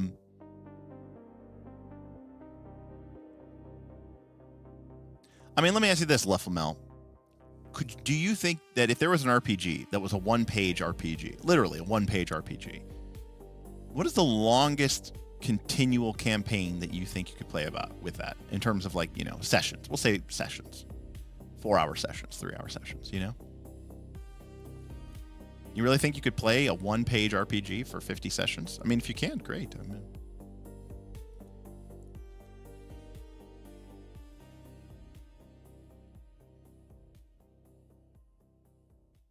Now, you have the patience of a saint. I could never do that. We're still at level 11, and we started 2.5 years ago. I can't do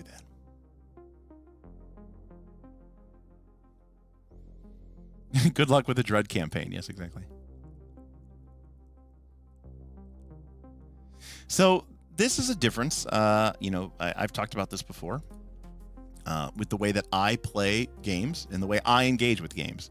So Luflamel says, I play with non-gamers. I can make the game last forever because the world is interesting enough. The world being interesting enough is not enough for me. To quote James Bond, the world is not enough. I can only play interesting games for a long period of time. I don't care how cool the world is or the story or the characters. I have to engage with the game. If the game has incredible art but bad mechanics, I'm sorry, I can't play it.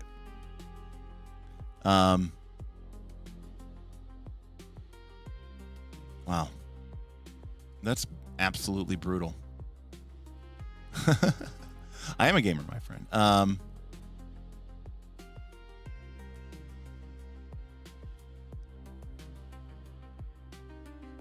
Ugh, man, you guys are breaking my heart here. Jacob says that's the real issue. Playing AV, meaning Abomination Vaults, and it's been 2 years now. I'm ready to play something new, but they're on floor 8. Got to finish all those character arcs.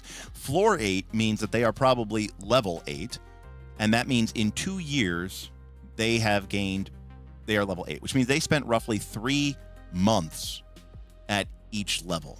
Now, I don't know how often they're playing. If they're playing once a month, I guess that's not that bad, but whew. Take care, Kendall. So, I will say, kind of tangentially, of course, that I feel like a certain amount of responsibility to try to keep Dagger hype going. If they're not going to do it, and then I will. So we've been, obviously we're trying to get our actual play going. So that's actually going to be really cool. And that's what I said in Reddit. I responded to somebody. I said, I think in one of my very early Daggerheart streams, I said, this game's in trouble because I like it. And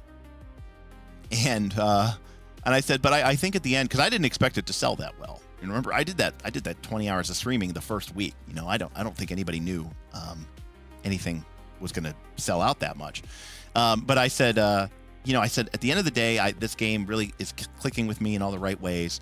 And I said, like, if we're going to do this, it's going to have to be, us, the community, because most people aren't going to like this game. They're going to bounce off of it because they're either going to be PBTA and they're going to complain that it has too much gamist materials, or they're going to be, super gamist and feel like it has too much narrative stuff and all this other stuff. But, actual plays are great, but we've also kind of been talking about trying to create some kind of Daggerheart mega game on our Discord. And we have a lot of experience with that at Night Celeste Call because we've been running a Pathfinder 2 mega campaign for the past 4 years.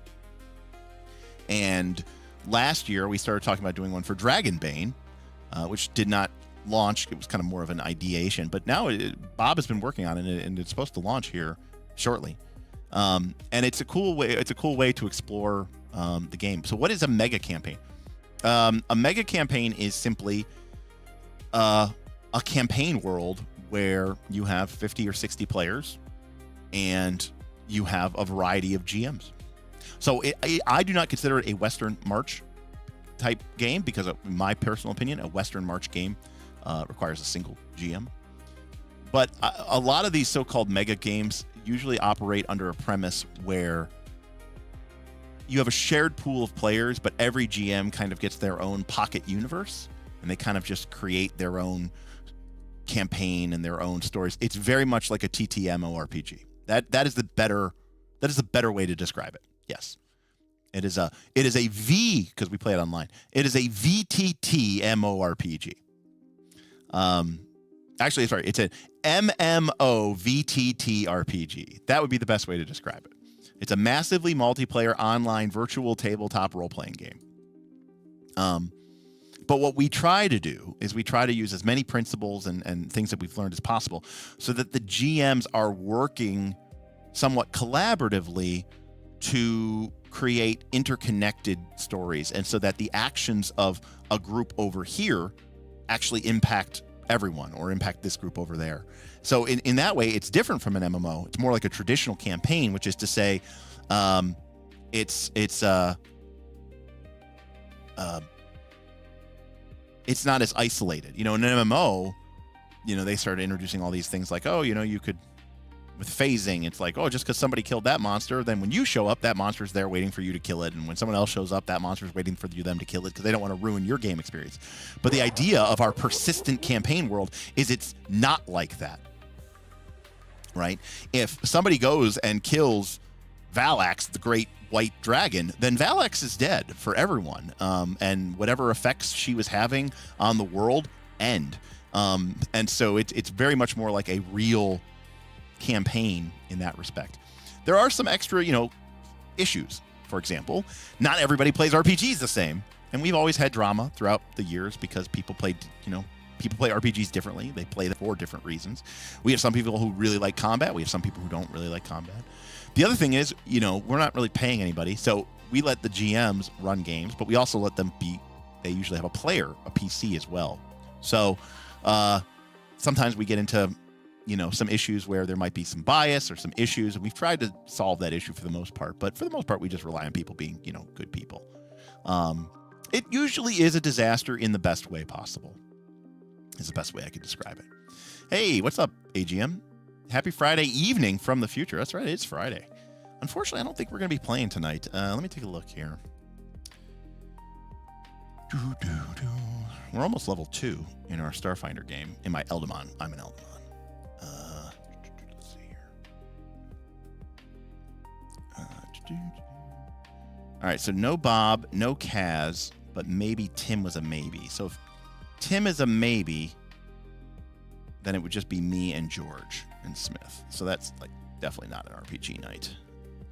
But if Tim is there, it's possible he could do something. Smith said it might have to be a Final Fantasy night.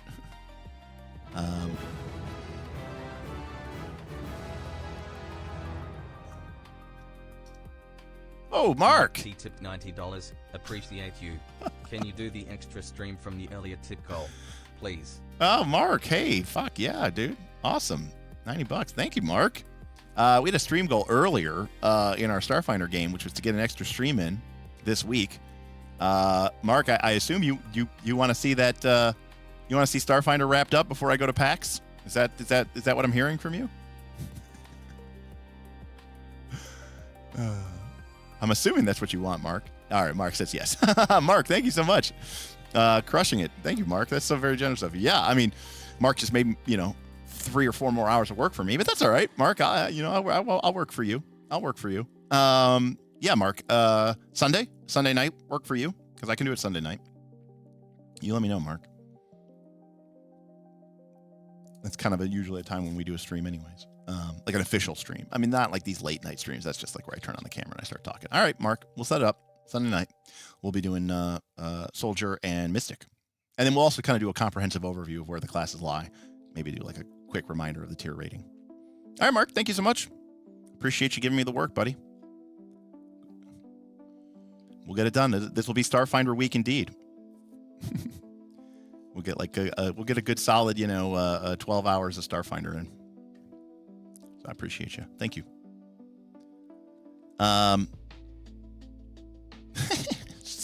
Soldiers, seekers, schemers, socialites, storytellers, and shitlords. Oh, that's wonderful.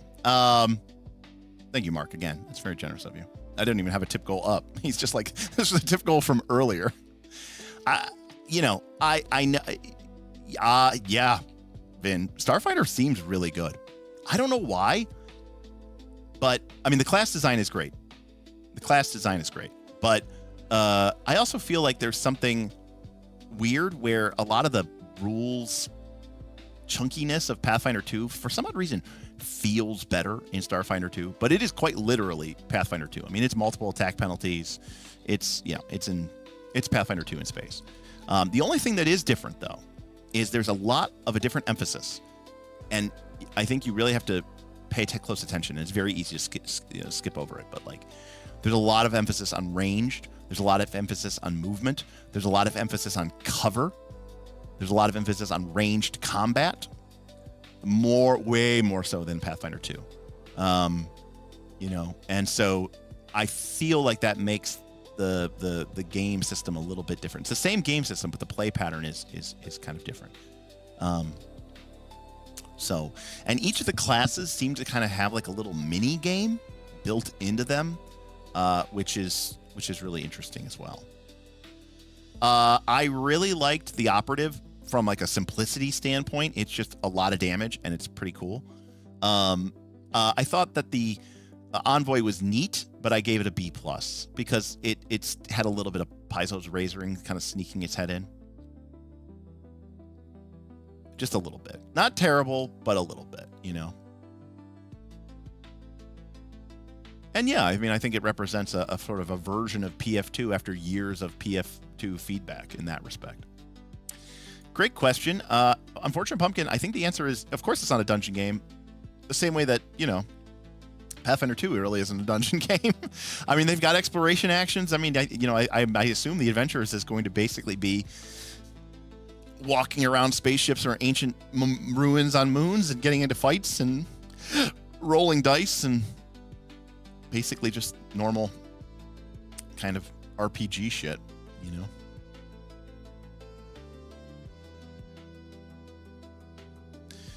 The operative was similar in some ways to the gunslinger in PF2. I would agree with that to a certain extent. What's up, Grim? Good to see you. I hate Shadowrun, so I have not covered Shadowrun. I almost hate everything about Shadowrun, actually. Because remember, it's not a sci-fi game. Leflamel is right. It's a space fantasy. It's a sci-fi fantasy. It's a space fantasy game, Yeah.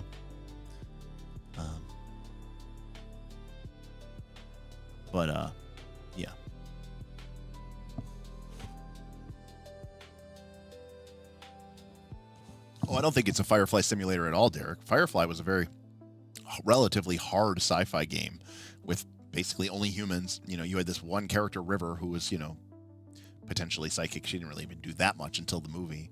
Oh my God, it would be horrible. There's so many things about Shadowrun that I don't like. It's actually just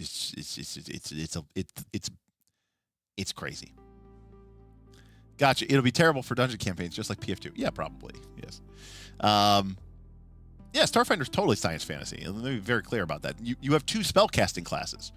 Like, you have them. They cast the spell list from Pathfinder. Like, you're casting like Bless, and you're casting like, Bane and Soothe, and you know what I mean. Like, it's you're casting spells. It's science fantasy.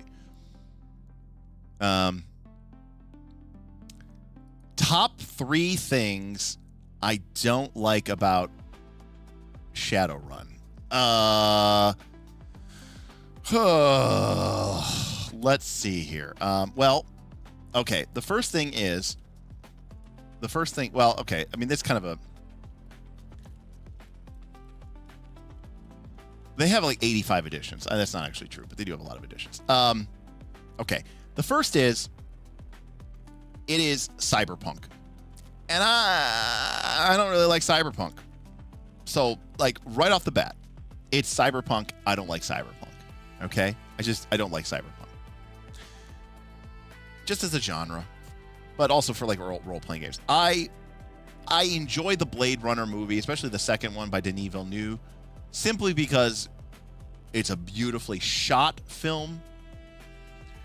But I don't like cyberpunk.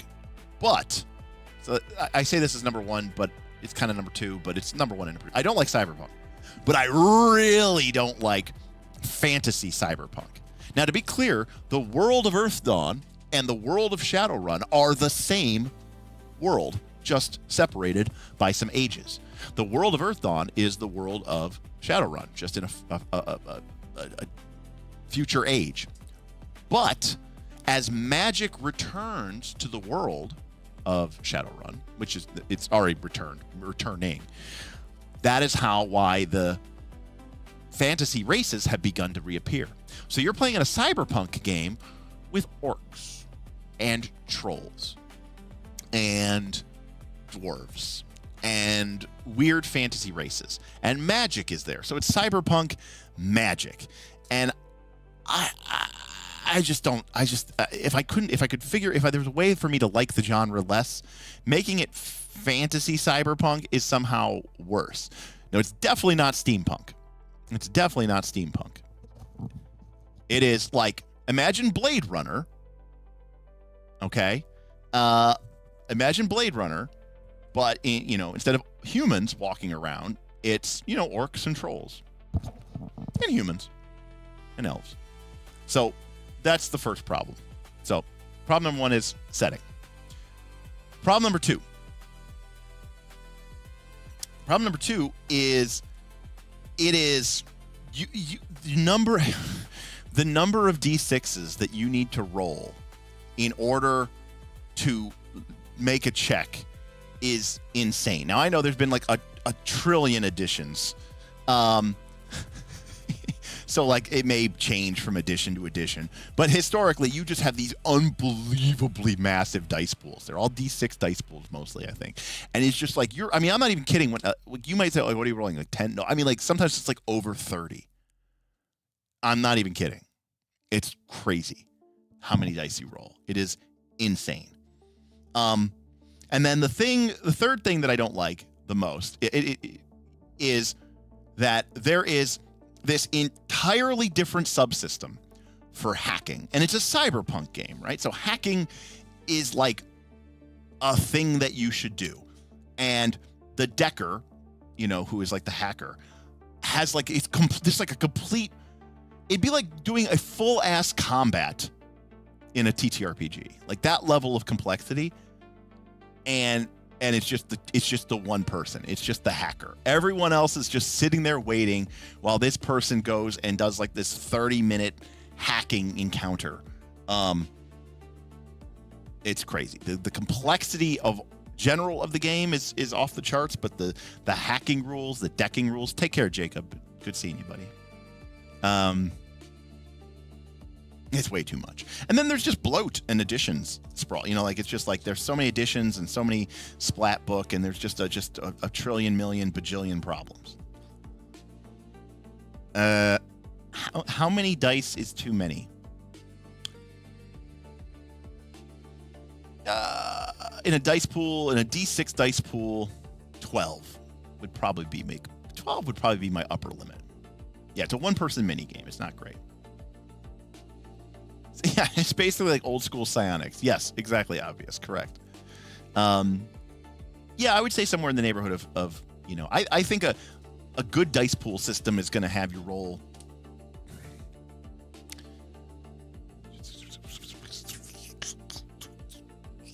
Like 3 to 10. Because three's starting to get a little too low. Like 5 to 10, 4 to 10. 12 would be the limit that I would ever want to roll in that respect. How big is too big for Fireball? You mean like the number of D6s that you can roll? It's ridiculous as it is. I mean, you can cast so many Fireball spells. It's like it's not even that important anymore. Well, Lollipop, I don't have to imagine. They just released a 4th or 5th edition. We did like 2 or 3 streams about this Lollipop Elves. Granted, it's basically just a update of 3rd edition, which itself was an update of 2nd edition, which itself is an update of 1st edition. And yes, somebody said that book has seen some things. This book has definitely seen some things. We played a lot of Earth Dawn. Man, a cool game.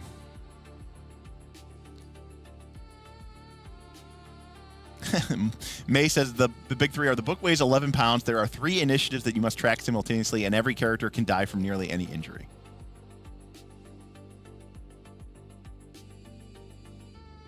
Well, the other problem with rolling 100d6, the problem with rolling big dice pools is at a certain point, the law of large numbers starts to kick in, and the dice roll actually becomes less exciting, right? Because at the time when we start rolling 20d6, we're like, okay, well, the bell curve there is pretty well defined.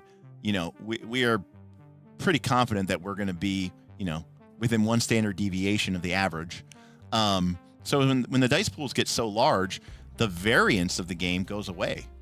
And part of the reason we're rolling dice is to have variance. And so it's kind of like you're kind of counteracting the point of the dice roll to a certain extent, right? The whole point of adding the dice roll is to add variance. So as you add more dice, you reduce variance. It's just like the statistical math of it.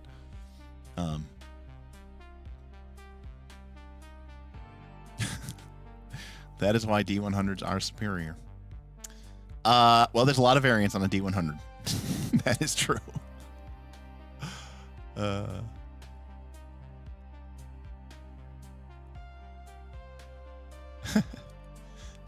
yeah, so that's why I don't like Shadowrun, amongst many reasons. They have a very rabid fan base, though. That's for sure.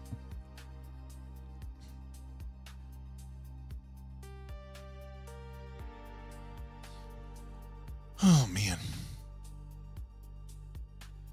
I can't believe I'm going to be at another con next week. I'm working this one, though. I mean, I worked a little bit at Gen Con, but for the most part, I was there just to hang out and you know, shop and attend meetings and meet people. But next week, no Mark Seifter is going to be, no Mark is going to be at PAX. He's too busy working. He's got to get stuff done for the man.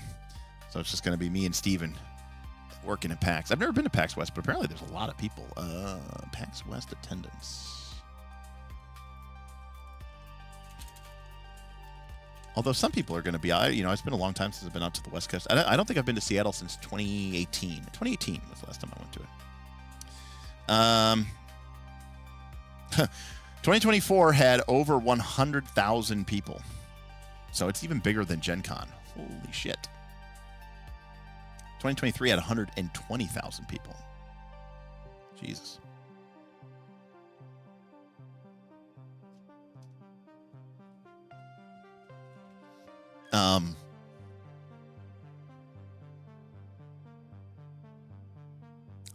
I mean, Gen Con literally spills out into 20 hotels and literally now takes over the entire NFL Lucas Oil Stadium of the Indianapolis Colts and every single room in the convention center.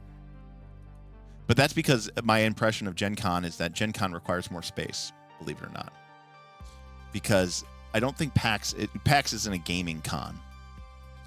It's more of like a seminar con, getting autographs con, that type of stuff,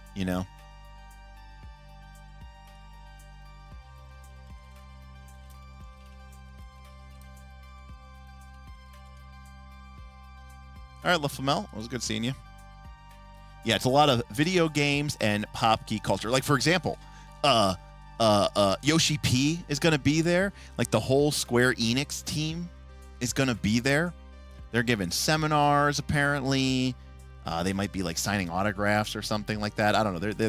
I was looking at the guest list, and I was like, I don't know any of these people. A lot of voice actors from games that I've never played before. And, like, the exhibit hall has a lot of, like, unreleased video games and all this other stuff. Take care, Derek. I'm not going to be staying up too much later.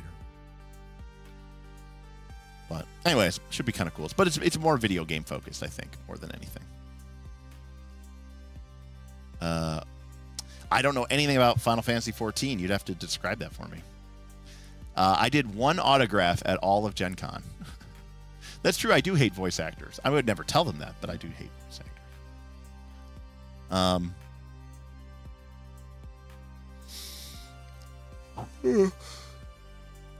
We're yawning. Anyways. It's probably my time to it's probably my time to. It's probably my sign to sign off. So yeah, we'll be back Sunday. That's cool. Thank you, Mark. I appreciate you. That'll be a lot of fun. Watch voice actors play the game that they do the voice acting in. Super meta, very meta. Should be pretty good. I will say though, again, I think, you know, if they're not going to do main campaign for Daggerheart, then I should, you know, I need to get my ass in gear and try to figure out a way to do something for our mega game and maybe give people an opportunity or chance to play Daggerheart in our game system. But the problem is, as with all things, is figuring out how to organize it and create a system that doesn't explode upon itself. Because even after doing Northern Reaches for 4 years, we still run into problems. So it's always kind of a challenge. Be interesting though. I wonder if that could be pretty popular. It'd be interesting. Daggerheart EOS. What is EOS? Oh, end of stream? Is that what that means? Well, right. Well, we're gonna do our Daggerheart stream. We've come a long way. We've got a lot of cool tech that we're gonna be using, and it'll be kind of cool. So, you know, again, they did. You know, I don't know. The hype train. Here's the thing. The hype train isn't derailed, but the hype train is definitely. You know, there was an opportunity for them to give it a boost of speed, and they didn't. So it's kind of, you know, it's kind of coasting. So now, if we want to keep that hype going, you know, it's got to be driven by us. And like I said, maybe potentially, selfishly, maybe it's good for me. You know, because maybe we can capture people's attention with some of our Daggerheart content. Maybe we can capture people's attention with a Daggerheart game that we can offer people a place to play. Who knows? So maybe in the end of the day, it's for me personally, it's a silver lining. For the game, unfortunately, you know. But yeah, you joined for a mega game. Yeah, I mean, again, the whole idea of a mega game is to create something that allows people to experience the game, but also allows them to experience this community game as well. And I think that's what the real challenge is, which I think will be a lot of fun. And we've learned a lot of stuff from Daggerheart mega game. Should be called Campaign 4. So. You know, actually, I realized we were discussing things, and I have a thread in our Patreon Discord, and I was talking about some ideas that I had, and some of it's based off of feedback and stuff that I've gotten over the years from Northern Reaches and ways that I would change things. But then I was thinking, one of my ideas was like creating a world that, or a nation or something that is sort of was war-torn, very War of the Five Kings, kind of Five Burning Banners-ish, I suppose, but like War of the Five Kings or Eberron with Galifar, and is that what the name of it? With Galifar, I think is the name of it, and it how it broke apart into the 6 constituent kingdoms, and there was the war, right, the last war, and but then I kind of remembered that for the Fabula Ultima campaign that we did a creation for, that never got off the ground, we had created a pretty cool world, and it was kind of based around this. And it was, now, to be fair, it was a little bit more science fiction-y. There was a little bit more science fantasy to it, because it's Final Fantasy, you know, style, so it was like airships and stuff. But yeah, maybe I'll just steal some ideas from that. Oh, thank you, Zipperfist. Cheers, dude. Thanks for being real with everyone. Long live Daggerheart. Yeah, I mean, you know, maybe we'll see. Well, that's all I got to say. I don't think that had the game been announced as Daggerheart, I think, you know, the game would have gotten a serious boost, and it didn't get that. So, you know, now it's got to do it on its own, I guess is the way to say it. It's got to do it the hard way, you know. What unique problems does Daggerheart present for the mega game that aren't present in other systems? The number one, Copperblint, the number one is that, well, to be fair, we have this problem in Pathfinder 2 anyways, but the main problem that we have is that the game itself is fiction first. It's designed to be more loosey-goosey. And when you play in a custom game, when you play with, you know, like a custom, when you play with your home game, you know, or whatever, or you play with people on the internet, whatever, you know, 1 GM, 4 players. The GM is making stuff up. They're, you know, they're doing all this other stuff, blah, blah, blah, blah, blah. And that's fine. You go with that. But now what happens if one GM runs their game this way and another GM runs their game very differently, and you're all in the same campaign world? Now things become kind of problematic. A game like PF2, for all of its faults, has some pretty tight guidelines and some pretty strict rails. And as long as you respect those and follow those, then nobody gets off of them. And to be clear, some of the problems that we've had in the past is when GMs, or us overlords, allowed people to deviate from those very strict structures. And then what ended up happening is the campaign got pretty fucked up. And, it created some problems and some balance issues and blah, blah, blah, blah, blah. And so, so the main issue is that when you have the kind of freedom of play expression that a game like Daggerheart has, how do you maintain consistency? Now, even in Pathfinder 2, some GMs run their games differently. There's different styles of game. But even at its core, Pathfinder 2 is still fundamentally a competition-based game. It's still a combat is sport, campaign is competition. Daggerheart is not about that level of balance. It's not about, that kind of thing. Now, to a certain extent, if you're signing up for that, you're signing up for that. But we have proven time and time and time again that even if you give people essentially terms of service and they agree to them, that when those terms of service end up biting them in the ass, it doesn't make people happy about it. They don't go, I'm upset because this thing happened. And we go, well, you kind of agreed to it when you signed up to play. They don't go, oh, well, in that case, I was mistaken. All of my anger and all of my frustrations have suddenly immediately evaporated. Unfortunately, that's not the way the real world works. The real world is now, oftentimes they just get kind of, they're still upset. They're still angry, even if you point out to them that, well, you signed up for this. So, there's this weird place where we have to sort of figure out a way of giving enough guidelines that the GMs feel like they could, it's not really about additions to the world, Yes and Dragons. It's more about the individual game experience of playing in the campaign, in that session. But we always do Yes and Dragons. Northern Reaches has a council of GMs called the GM Council. It used to be run by the Overlords, which was me and Bob and Smith, aka people who had the channel.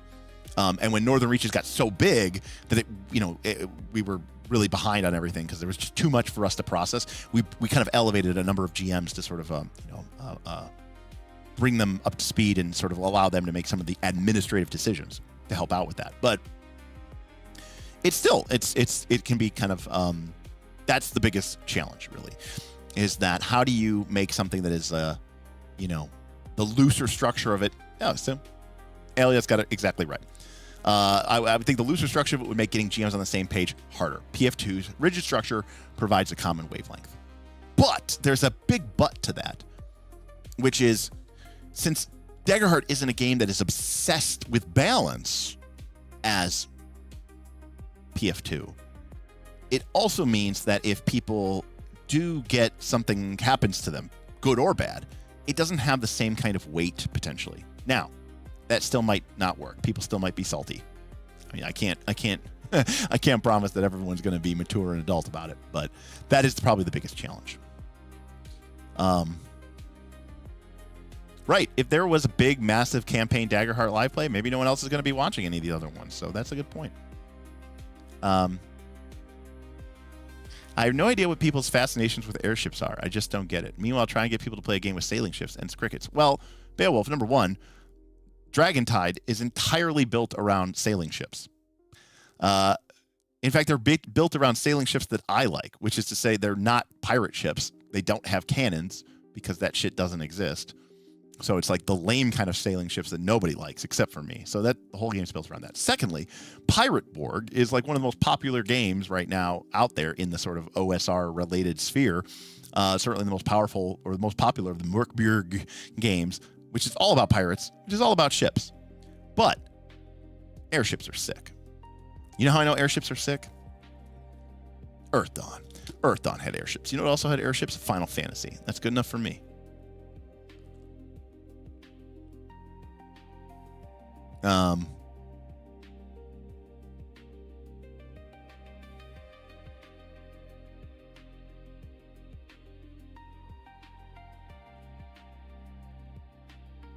Well, also to be clear, this isn't Trimarine combat either.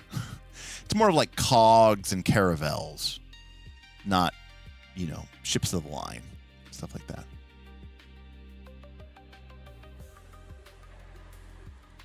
You know, one of the classes, Copper, from Earth Dawn.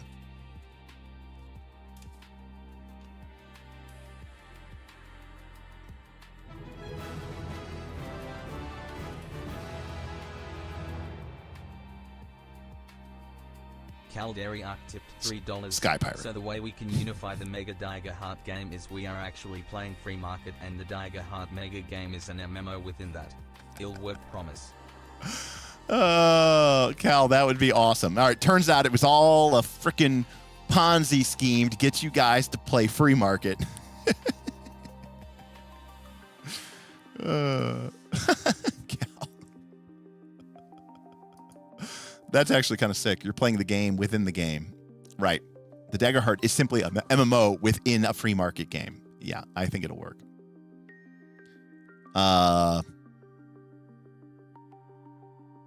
I mean, it's one of the most popular games at Gen Con. Pirate Borg is more popular than Morkborg at Gen Con. In fact, it's one of the biggest OSR. I think it's bigger than Shadowdark.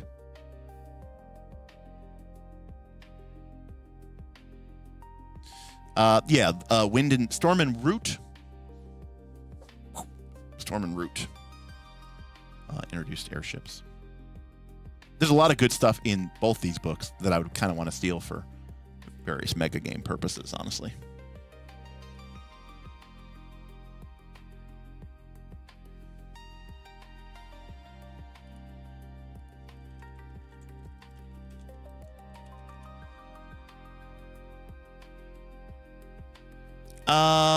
No, it's Pirate Borg is the Dark Caribbean. So I think it's like H.P. Lovecraft meets Pirates of the Caribbean.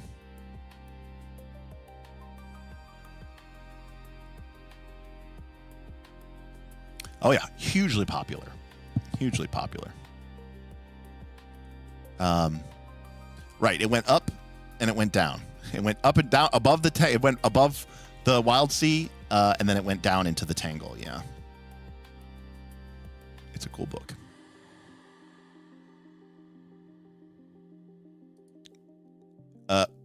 Which combo? Oh, Call of Cthulhu meets Pirates of the Caribbean.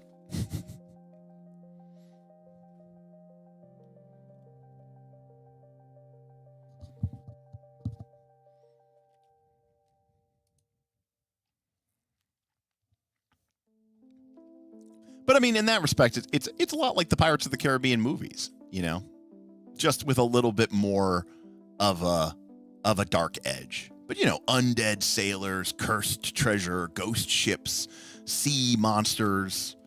You know, I mean, basically, there's no Pirates of the Caribbean, and when I say Pirates of the Caribbean, I mean like the Disney movie. There's no Pirates of the Caribbean RPG, and those movies were insanely popular. I think they still are. Again, I didn't really like them because I'm not a huge fan of pirates. So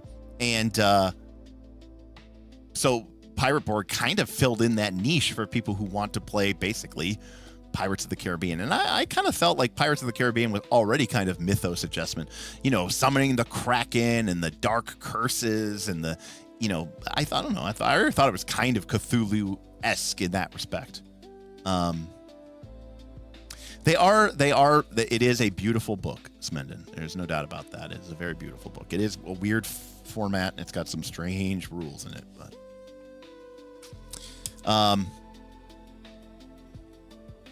so anyways, we always have some ideas and stuff like that, and there's ideas that we kind of created. It uses Morkborg.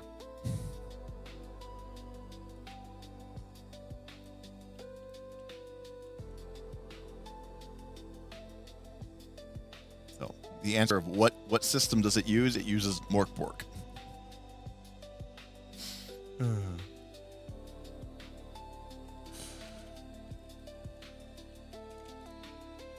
Sick. Warhammer Old World has some really cool little elements about the zone-based combat, but the falling back. And I was so hopeful. As soon as I knew that, I was like, are they going to include the falling back in good order rules from the Warhammer Old World tabletop miniature game? And are they going to add that in some capacity to their zone-based skirmish RPG game? And I thought it was really cool. But to wit, Mork Borg is a old school OSR game. I think it only has like 4 stats. It's D20 plus modifier. I think it uses a flat DC system. I think everything's DC 13, maybe, like Unlucky 13 or something like that, maybe. I don't know. I can't exactly remember. I've only played it once. I don't think the GM really rolls dice. I don't remember too much about it. Real light. It's like a super light game.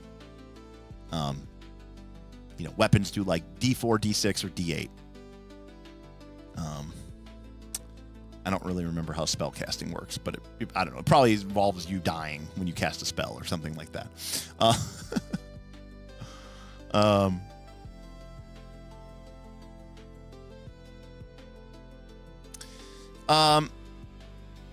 Copper Blint. Okay.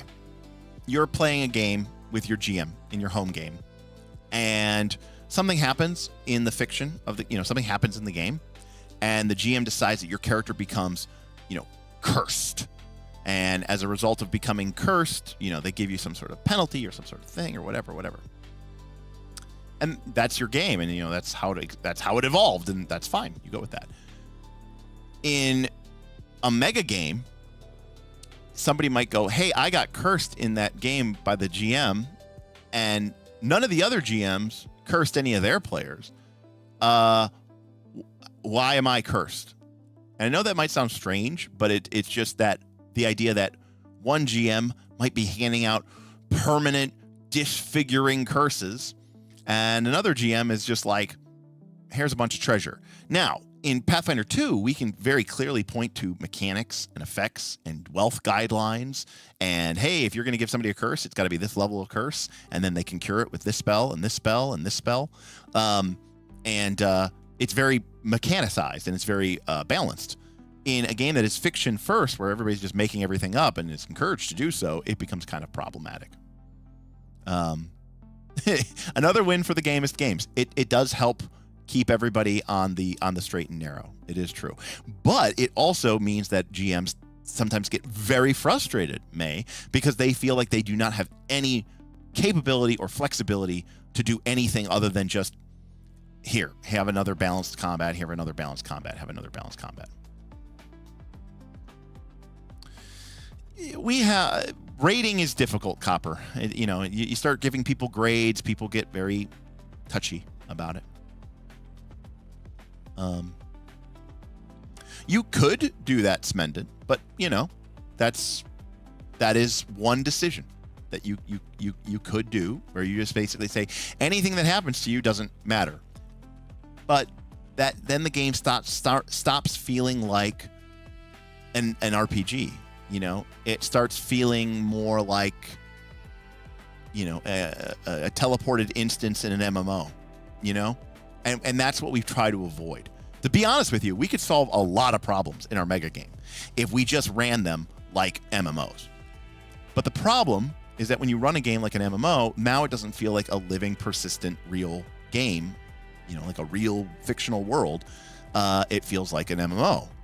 And so we have to strike a balance. And that's been one of our main challenges, that we're still not getting it completely right.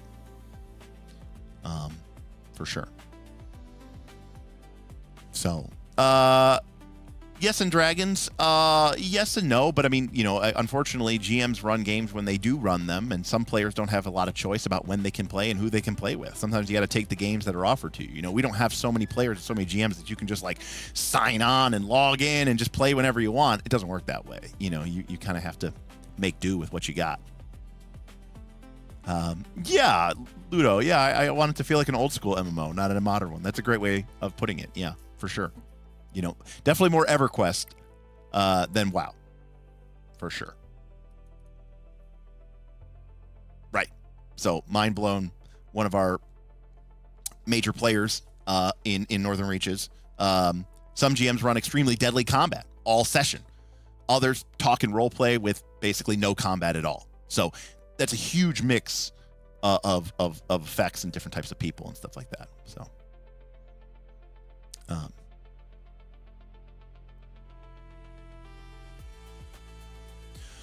jams. Yeah, so this year with Northern Reaches Season 3, we kind of introduced this idea of there was a quest board and a venue system that has worked really, really well.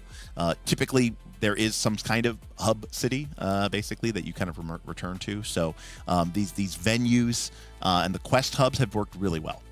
And, yeah.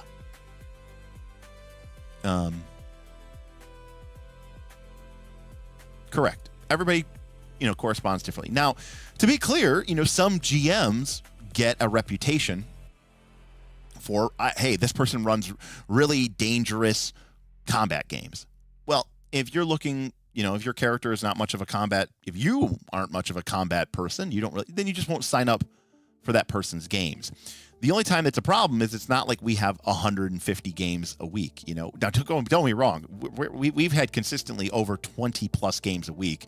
Some weeks we've had close to 30. And believe it or not, that is a huge number when you consider how many people are playing the game. It's actually a really high number. One of the highest we've ever had. So it's been less of a problem. But there have been years past where there might only be 10 or 15 games in a week. And so if the times that you want to play, it's like, well, the only game available is combat or nothing, and you're like, I don't want to play in that session. So then you end up not playing. And so that's a feel bad moment, So it's not entirely unsolvable. It's just it generates problems. And as Mindblown is quite aware, right now we're kind of having a little bit of a dilemma or a problem or a shakeup or a mix up because there were some mixed expectations and what happened in one part of the game impacted another part of the game in a way that other people felt wasn't particularly fair or handled well or adjudicated correctly, and they didn't like the way that it affected and shaped the way that they play their games, and as a result, there was some, I don't even think it was vitriolic feedback, but there was some pretty strong feedback from people who were not very happy about certain aspects of the game. And so now we've had a lot of meetings, and we've had to have a lot of back and forth and conversations and proposals and voting to try to come up with a solution that is hopefully mostly amenable to everybody.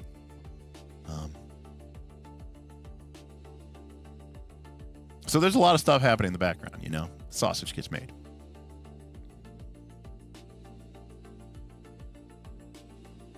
Well, Zipperfest in Northern Reaches, everyone levels up every 3 weeks automatically. We don't track XP. You just level up every 3 weeks. Whether you play or not, you level up.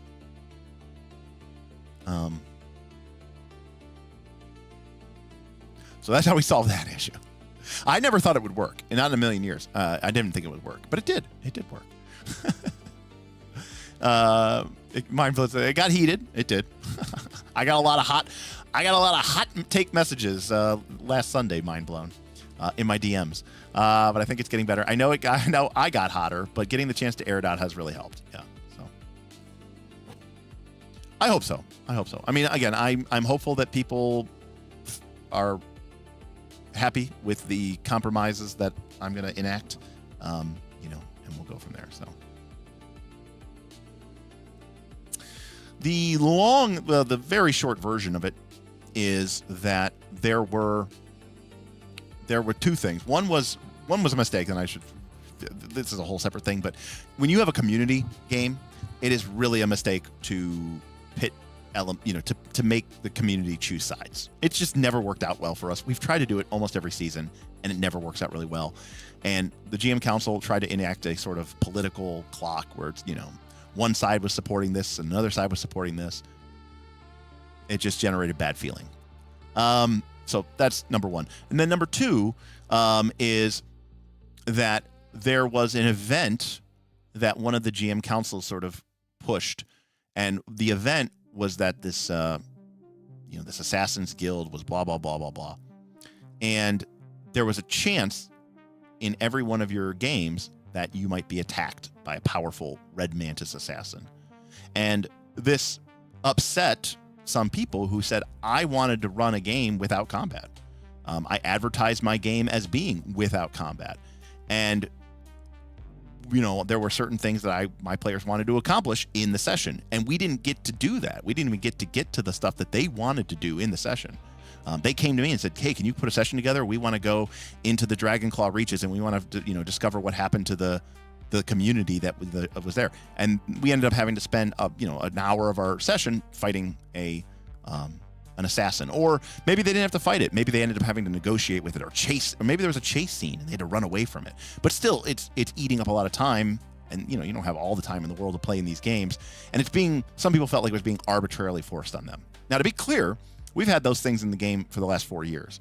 But we have a lot of people who joined this year that are relatively new. It's their first season of Northern Reaches, and they weren't under the impression or expectation that stuff would be in the game. And it was, and they didn't like it. And I think that's a fair assessment. So we're going to sort of reset the expectations, make sure everybody's on the same page, and we'll go from there. But yeah.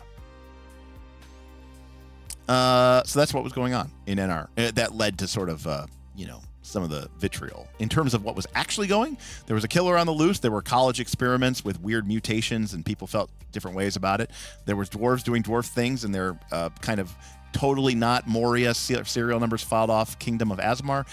Nobles are doing crimes. Now everyone's fighting. That's the aforementioned political machinations thing that I was talking about. And there's a war with an undead on the horizon. NR, mind blown, correct me if I'm wrong, is about to be level 10.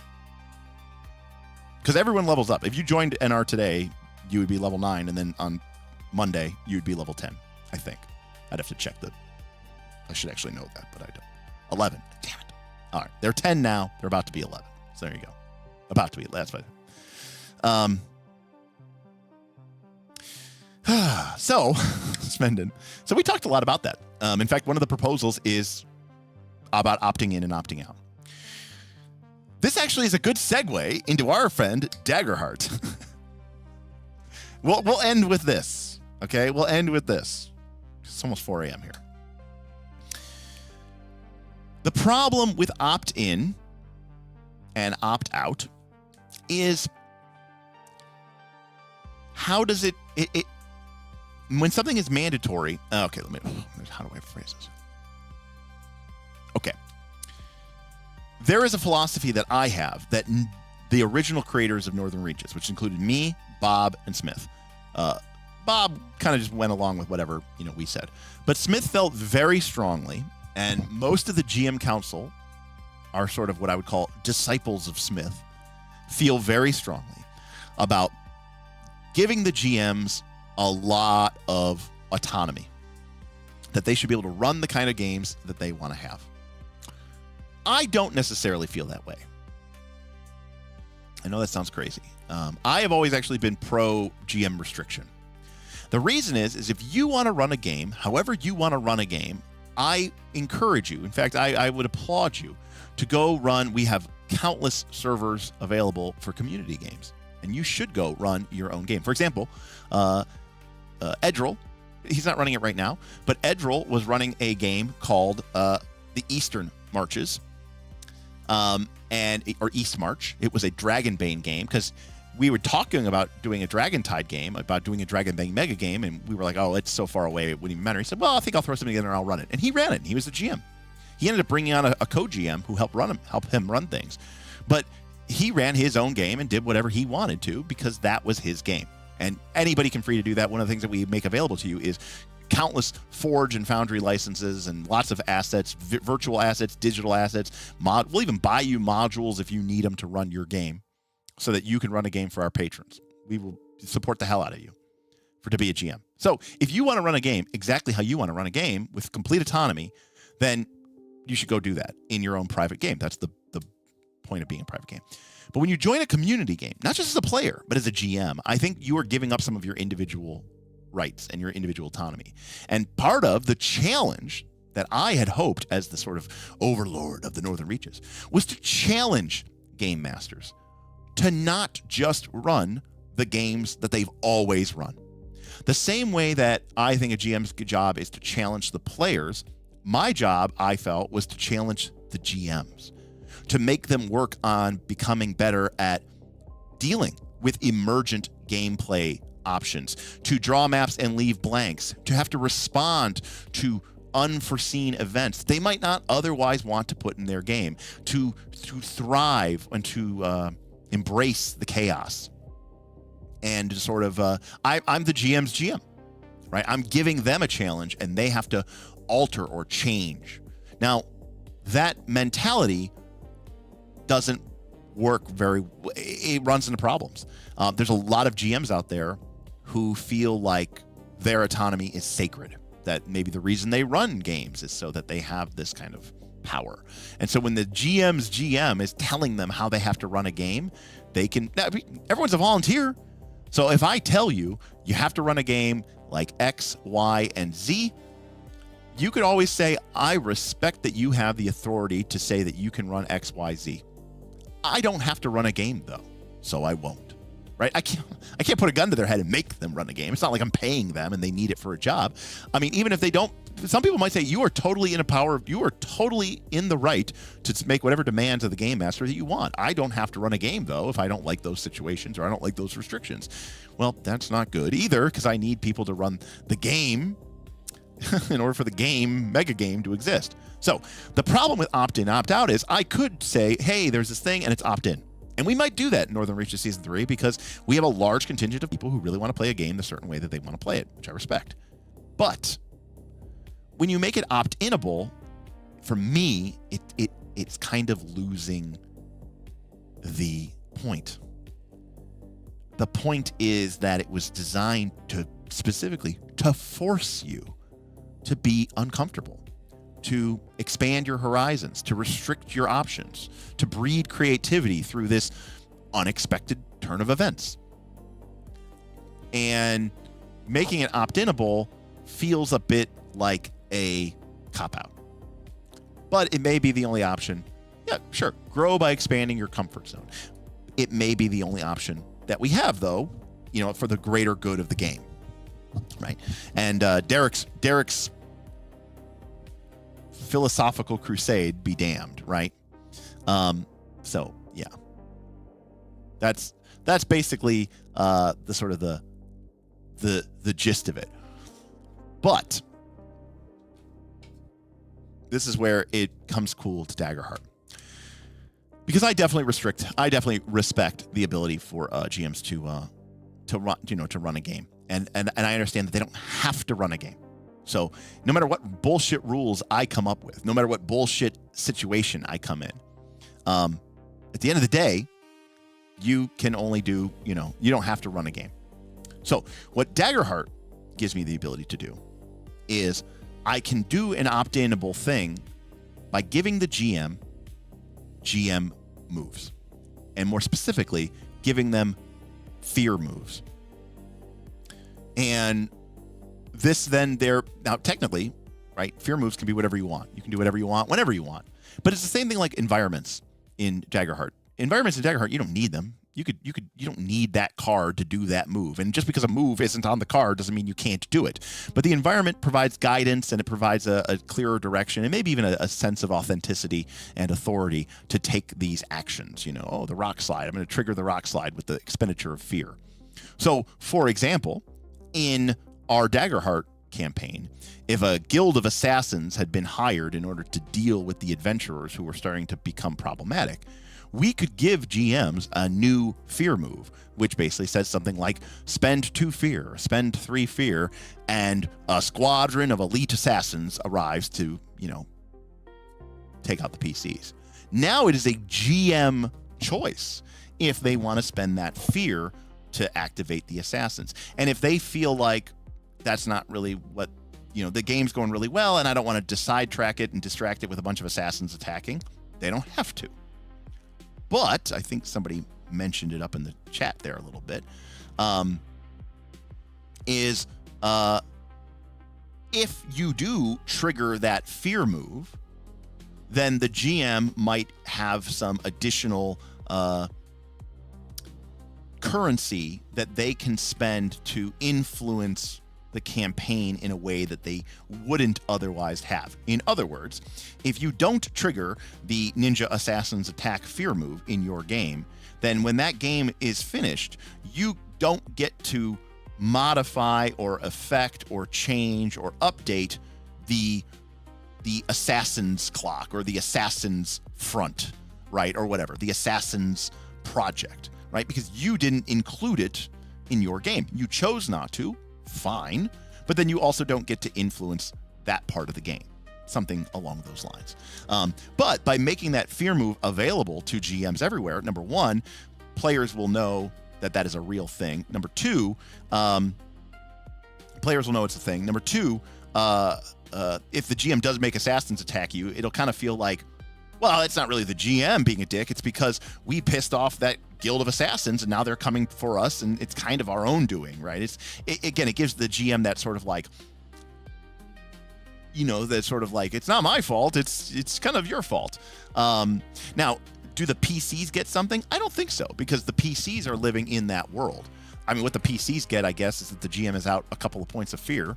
I mean, part of the problem with it, one of the classic NR things was we had this thing in season 1 where players could sell their souls to the devil and they would get bonuses. Specifically, it's how they got free archetype for PF2 per people. The only way that really you could get a free archetype was by selling your soul to the devil. And the way that worked is in Pathfinder season 1, you got 3 lives. If you died 3, no resurrection, no raised dead.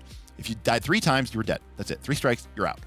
If you sold 2 of your lives to the devils, they would grant you free archetype. So it was kind of an evil deal. You didn't necessarily have to be like chaotic evil, but selling your soul to the devil for power is usually pretty evil-ish in its nature. And so people did that. And then there was a group of people, well-meaning. I don't want to make them sound like they were babies, but they were very naive because they were like, "Well, what do we get for being so good?" And Smith and I were like, "What do you mean?" And they're like, "Well, we didn't sell our souls to the devil, and we didn't give up our lives, but we're good characters. So, like, what buff or mechanic do we get?" And Smith looked at them and he said, "Nothing. You get to be good." And they were like, "No, but what's our bonus? What's our buff?" We're like, you don't get one. The price for being good is you don't get that power. You don't get that quick route to things. Yeah, you have all your lives. That's your buff. You're like, "But I have those already." That's what it means to be good, right? It means to yeah, exactly. So there was there was this group of people who, quite frankly, just didn't understand that. In their mind, they should get a bonus feat for being good, just like they got a bonus feat for being, evil. And we're like, no, that's not how it works. Being good is tough. Yeah, why don't I get Force Lightning? I did play in season 1. Selling my character's soul was a no-brainer. It was the first thing that I did. Right, it doesn't pay to be good. That's the whole point, right? And that's what makes it a choice, and it makes it an interesting choice, which I think is cool. So any case, so in other words, if the players are tired of getting attacked by ninja assassins during their campaign games, because some GMs, many GMs are using that, then the players as an organization would have to go and say, "Hey, we want to go deal with this ninja threat and go deal with that." And that's the whole point of it, is the community making changes that benefit them, or at least change and update the world. So one of the ways that we kind of get around this in Daggerheart is by using fear and by using fear moves. And I saw something from Yes and Dragons. By the way, Yes and Dragons has their own Daggerheart show. They actually bought some of our old studio cameras from us, and says it's a list of fear moves that people can pick from. I have this for my audience participates in my show. I think that's a great idea. So it's the same basic kind of idea. Yes and Dragons. It's providing them with the GM with these tools that they can then use and change it to that respect. So that's one thing maybe that we could do that I think might be kind of interesting for Daggerheart purposes. There's still a lot of X factors for sure, to be clear, but I'm trying to. I mean, I think it's cool. Again, we're all in this together. We got to do this together. All right, folks. It's now past 4 a.m., so I am going to go. But thank you so much, everybody, for hanging out with me, and I really appreciate you. thank you to everybody who unexpectedly and unneedingly tipped and super chatted. I just wanted to hang out and talk to y'all. But thank you, Cal, Zipper. Big shout out to Mark, alternate GM, Torn, and self-confessed cynic, Wojo, and Goblins and Android, who kicked us off. I didn't think we were going to do anything. I just wanted to hang out with y'all. But yeah, we'll be back Sunday night to talk to finish up Starfighter 2, which I've really been enjoying for the last couple of days as we've gone through it. And then next week, I don't know what's going on because, again, I'm going to be on a plane. I'm going to be out in PAX. You know me. I usually find a way to do at least some stream while I'm on the road. It's always a little bit of fun, you know, to do it from a in a strange place, right? That's always thrilling. And plus I've never been out to PAX, so it'll be a lot of fun to maybe stream there from the floor or something. But yeah, we'll catch you on Sunday, and we'll see you then on Knights of Last Call. Good night, everybody. Peace out.